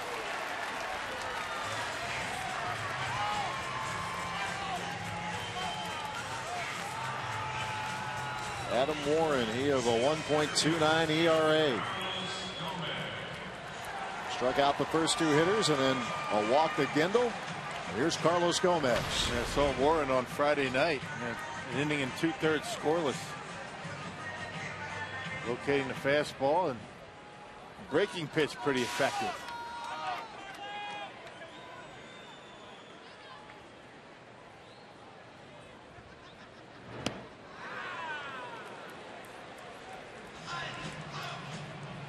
Gomez got hit by a pitch right in the hand in the 3rd inning. It didn't look good. It didn't sound good, but he has stayed in there throughout. Sure, it didn't feel good either. Yeah, most importantly.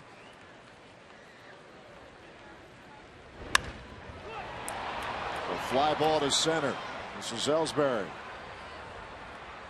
And that'll do it for the Brewers in the 8th inning. Well, we got a little big on big here in the 9th. Derek Jeter for the Yankees against this man, Francisco Rodriguez. Hang around. Brewers up by 1.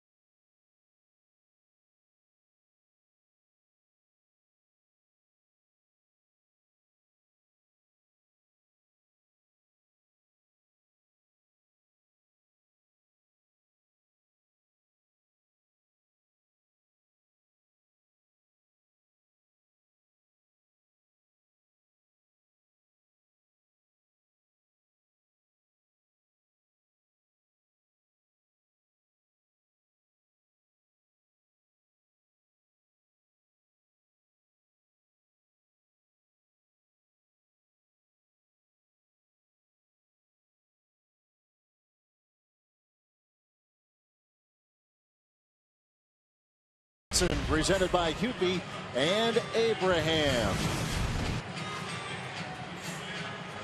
One-run game in Milwaukee. This man ready to lead off for the Yankees. Columbia St. Mary's Safe Tracker, Francisco Rodriguez, 15 saves and 15 chances. Got to make it 16 in a row here this afternoon. Yeah, 3 up, 3 down in last night's ball game to pick up number 15, but some very hard hit balls to deep right. But he's able to get the job done. Number 57, Francisco Rodriguez.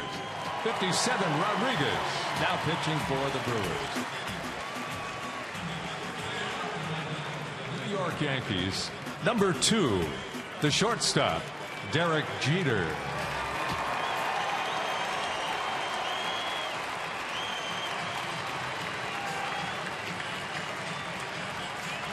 Top of the ninth.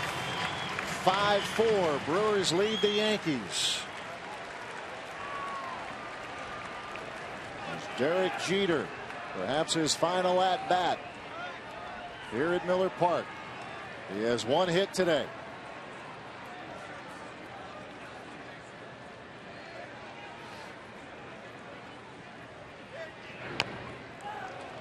(0-1). K-Rod's been so good at getting ahead in the count. He's been able to throw all 3 of his pitches for strikes. Has not allowed a run this year, let alone blown a save. 20 appearances, 15 saves. An ERA of nothing. Looking to keep it that way this afternoon.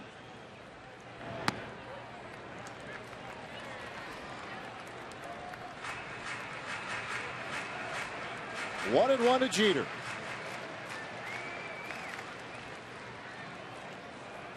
And see, we have a little rain on the way apparently. So the beauty of playing at Miller Park.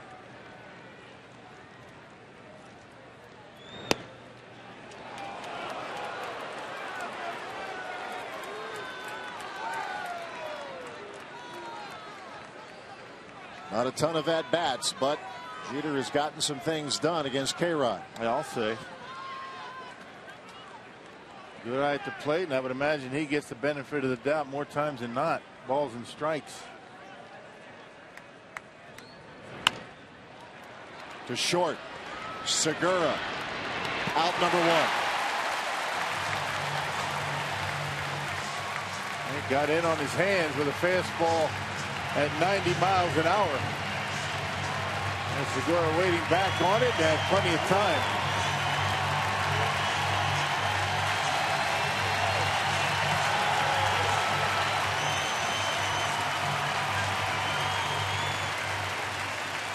Nothing but admiration for the captain.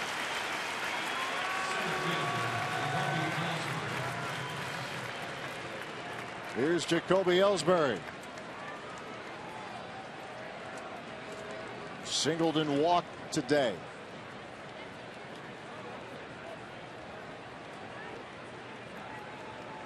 He is 1 for 6 in his career against K-Rod.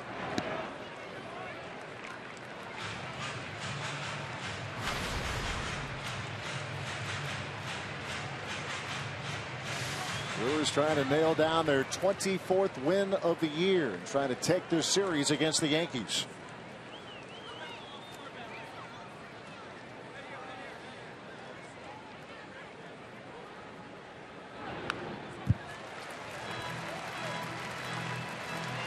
Never afraid to throw that changeup, even down in the count. Confidence in throwing it for a strike.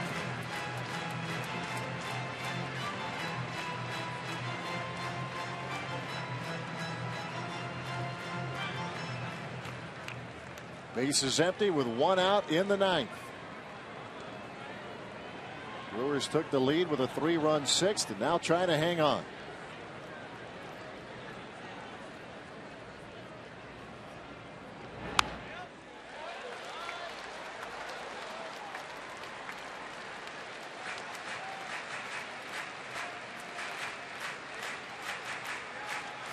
What you come to the ballpark for this type of a matchup. Francisco Rodriguez facing the 2, 3, and 4 hitters in the order. He's retired Jeter. How many games have the Brewers had like this? It seems almost daily. Every night, it seems like. Yep.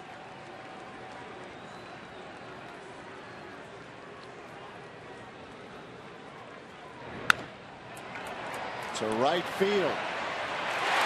Schaefer, 2 men out. Ellsbury hit it hard. Change up, weighted back nicely, but Schaefer able to make the catch.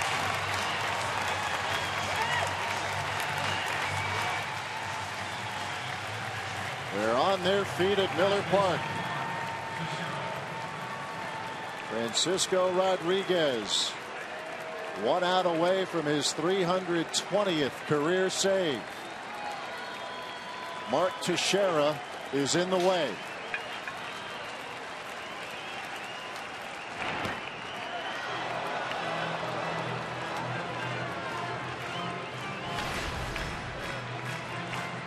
A 5th inning single for Teixeira.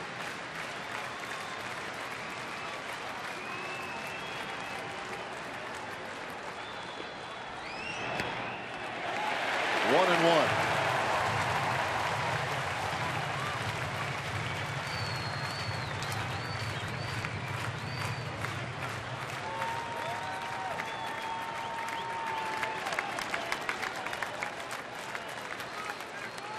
The 1-1.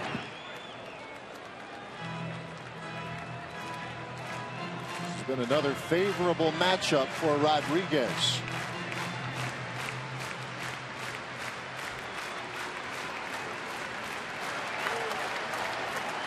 Two outs, bases empty. Brewers up a run in the 9th.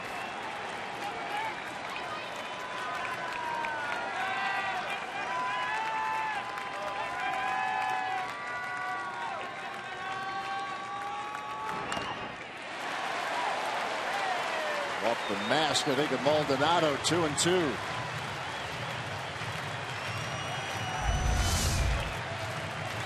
Yeah, over the fastball, Teixeira had a pretty good rip at it. That was right down the middle. And Maldonado gets one for good measure. 2 balls, 2 strikes.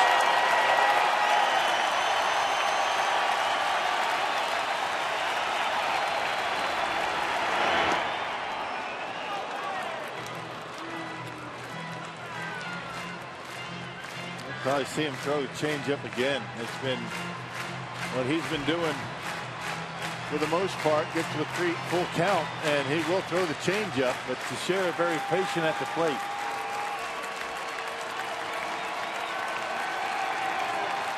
Everybody's up at Miller Park.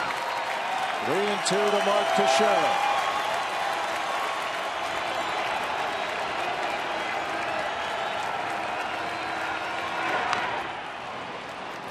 One more time. Fouls off a breaking ball. And over the curveball that time.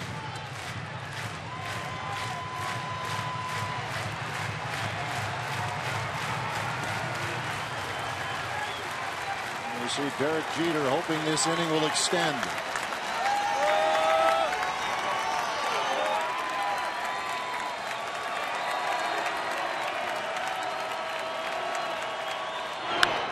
A fly ball hit back into right, and this game is tied.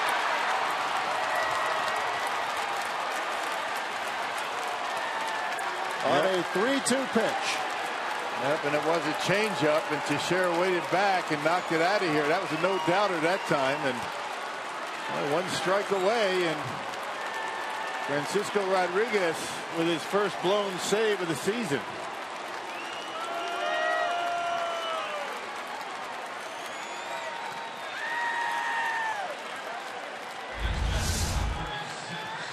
Change up, and Teixeira waiting for it. Down and away, able to hook it and knock it out of here. Second deck out and right. Here's Carlos Beltran.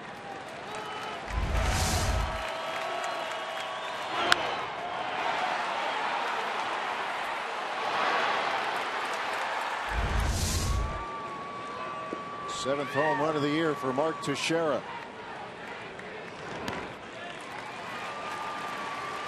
some kind of a stretch for Francisco Rodriguez, but Teixeira ties it with the 2-out solo homer. Rodriguez had saved the first 15 chances and was a strike away from making it 16 of 16. Little tapper. A-Rod will handle it. Now let's see if the Brewers can end in the ninth. Teixeira, 2-out solo blast. 5-5 the score.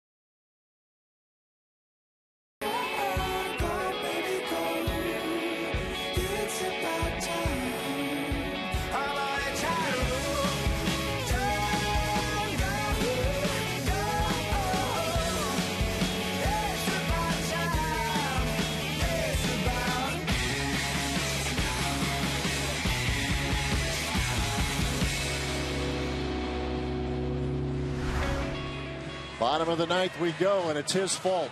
Mark Teixeira, a 2-out solo homer on a 3-2 pitch from Francisco Rodriguez, and 5-5 to score. Yeah, almost as if he was waiting for it. He got a good swing at it and didn't miss it. Well, now the Brewers need to have some late inning heroics here, and they've been able to do it. Logan Schaefer. A big double, part of that 3-run six for the Brewers.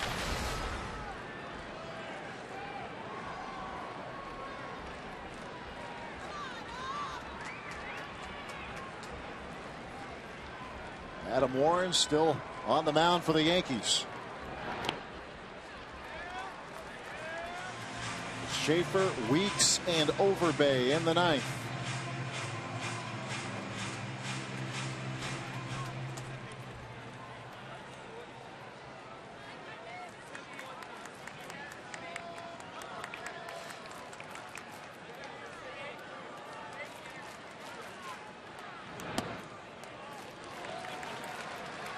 Two and one. Yeah, Brewers have been doing a good job tonight or today of getting their leadoff hitter aboard. Every inning but 3.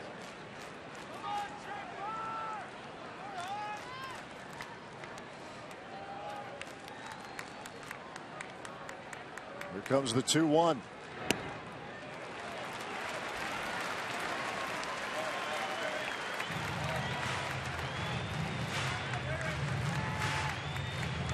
Warren, the fourth pitcher for the Yankees. Dave Phelps started, went 5+, followed by Matt Thornton, Dellin Betances. Now Warren's second inning of work.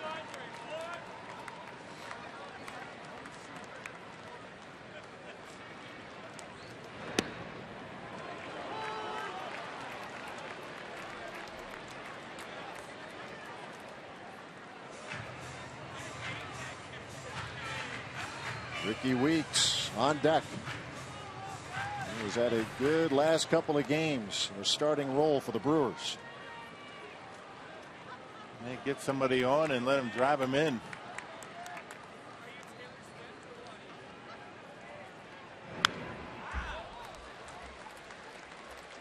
Logan Shea with that 2-strike approach, just trying to put the ball in play.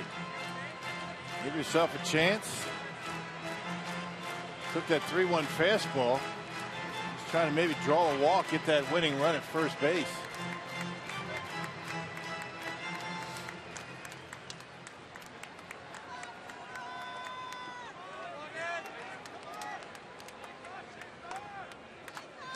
The 3-2.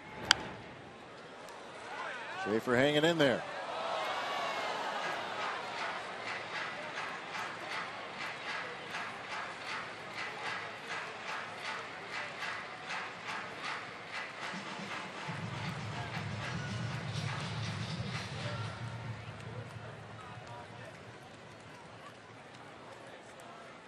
Yankees with single runs in innings 7 and 9. Come back to tie this game.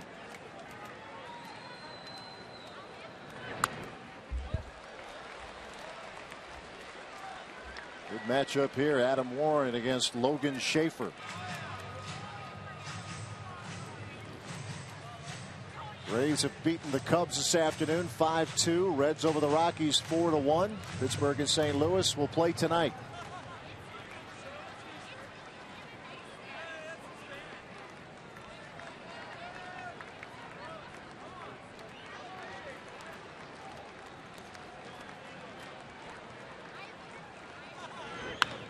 There's a fly ball hit back into right field, and that will be caught at the track. Just a little bit out in front of a Adam Warren curveball, just a little bit out in front and on the end, but Schaefer gave it a pretty good ride. If he pulls it, it's out of here. There's a curveball, good swing by Schaefer, just not enough. Get it down the line, and everybody goes home happy. Beltran able to run it down, and here comes Ricky Weeks. Couple of hits for him today.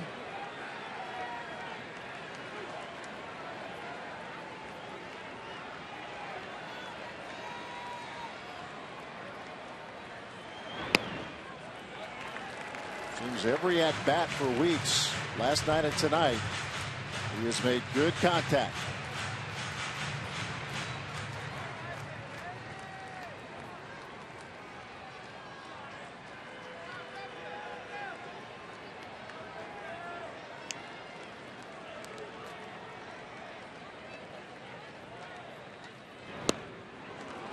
One and one. That short slider from Warren, that's probably his best pitch. I mean, that's a much better pitch than that curveball. Breaks late, breaks sharp, and tough to pick up.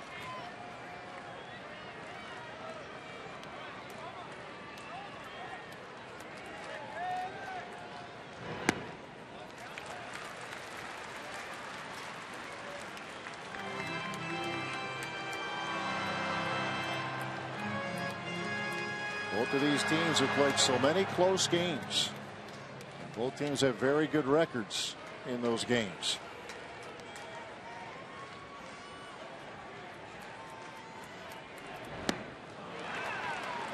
Two and two to Weeks.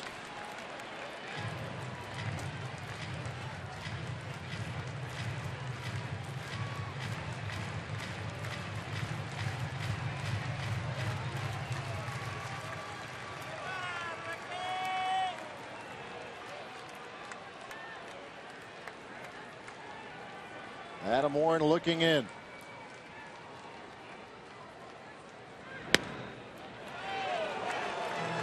Full count. Tough pitch to take right there.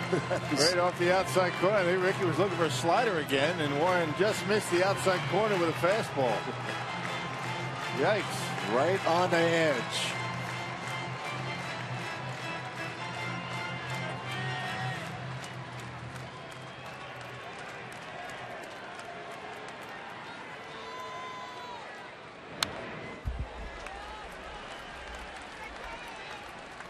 Logan Schaefer had a good at-bat before a warning track fly, and now Ricky Weeks hanging tough.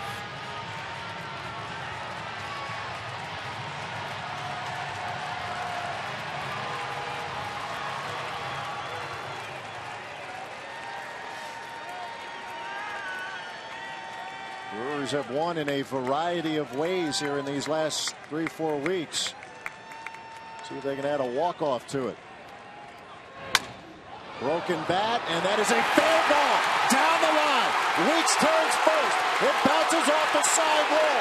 Weeks to second, and right there is your winning run. All right, things are going well for Ricky right now. Right off the end of the bat, he splits the bat right down the middle. Joe Girardi wants to have a chat with the first base umpire. It is not a reviewable call because it's in front of the umpire. Girardi wants to go down and have a chat with him, but it's going to be a double for Ricky Weeks. There's your winning run.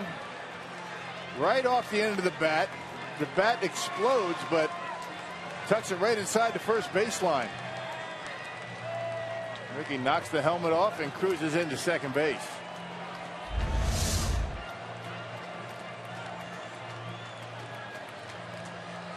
Ricky Weeks with a one-out double in the ninth.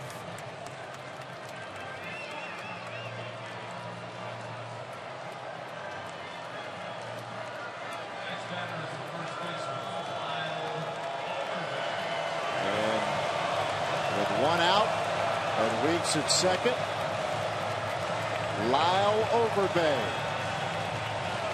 pink bat in hand, steps in.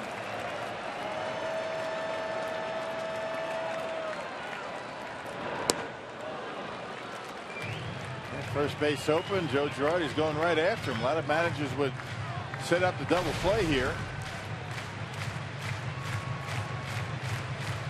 You're giving Overbay an opportunity to win the ball game.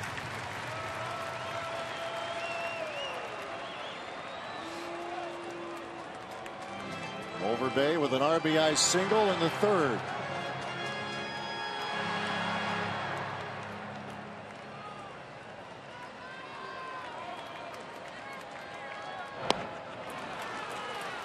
Nothing in two. Back-to-back breaking balls, and Overbay out in front of both of them.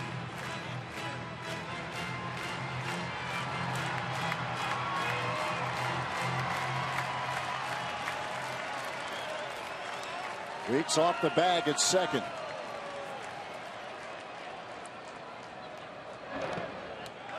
And it gets away from John Ryan Murphy, and the winning run is 90 feet away.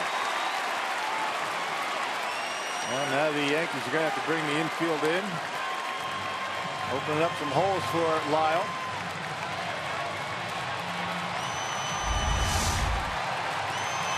And Ricky with that good secondary lead sees it squared away and on his way to third base. Infield in, outfield in for the Yankees. 1-2 to Overbay.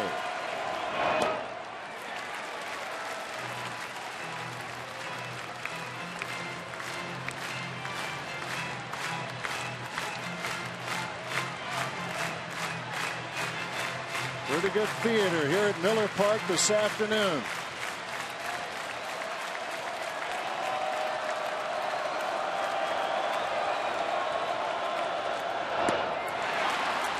Strike three swinging.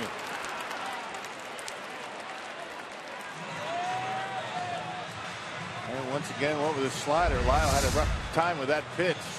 Actually, changeup that time. Well located, down and away, and now it's going to take a base hit.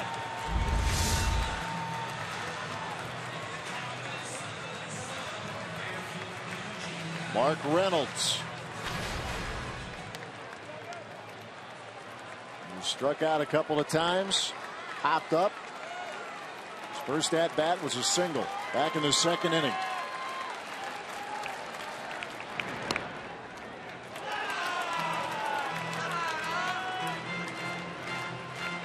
Logan Schaefer did a warning track fly in the ninth. Ricky Weeks doubled to right.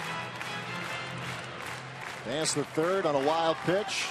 Lyle Overbay struck out. 0-1 the count to Mark Reynolds.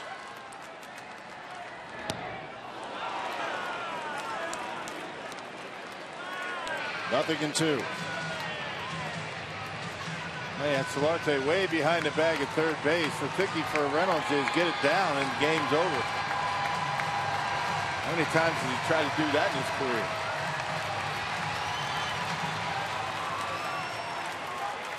No balls, 2 strikes.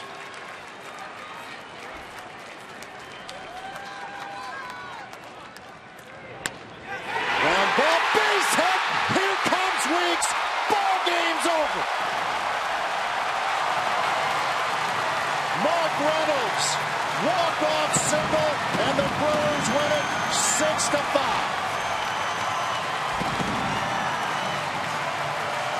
Now, amazing stuff. This is an amazing ball club. Braun on the disabled list. Ramirez out. They just keep scratching away and able to win here in the last at bat. A walk-off single for Reynolds on a 0-2 pitch. How about these guys? Something special about this group. A slider to Reynolds on 0-2 count, just trying to put the ball in play, and there it is, your game winner. In just about every way imaginable, this Brewers team finds ways to win. And today, a 2-out, 9th-inning single as the Brewers take 2 out of 3 from the Yankees. Let's send it down to the field. Sophia Minich standing by with Mark Reynolds. All right, Mark, Ricky Weeks is 90 feet away. You come through with your second walk-off hit. What were you looking for in that AB? Just trying to put something in play and, you know, just got lucky and found a hole. K-Rod has picked up this team so many times, so how nice is it to pick him up here in the bottom of the ninth? He's pitched great all year, and, you know, it's one hiccup, and everybody makes him, and it's good to pick him up, and he's been picking us up all year, like you said, and, you know, it just feels good. After overcoming a 3-run deficit, how has this team just continued to find ways to win? No, we just keep playing. We got a bunch of ball players on this team, and, you know, right now it's fun to be a Brewer. All right, thanks, Mark. And Craig, it certainly is fun to be a Brewer. They come away with the walk-off win. Seems that's all they were missing here this season. Well, we said it was playoff-like atmosphere on Friday for Game 1. It was playoff-like atmosphere, and the Brewer owner in the house all weekend long. We'll review it all next on Brewers Live Postgame.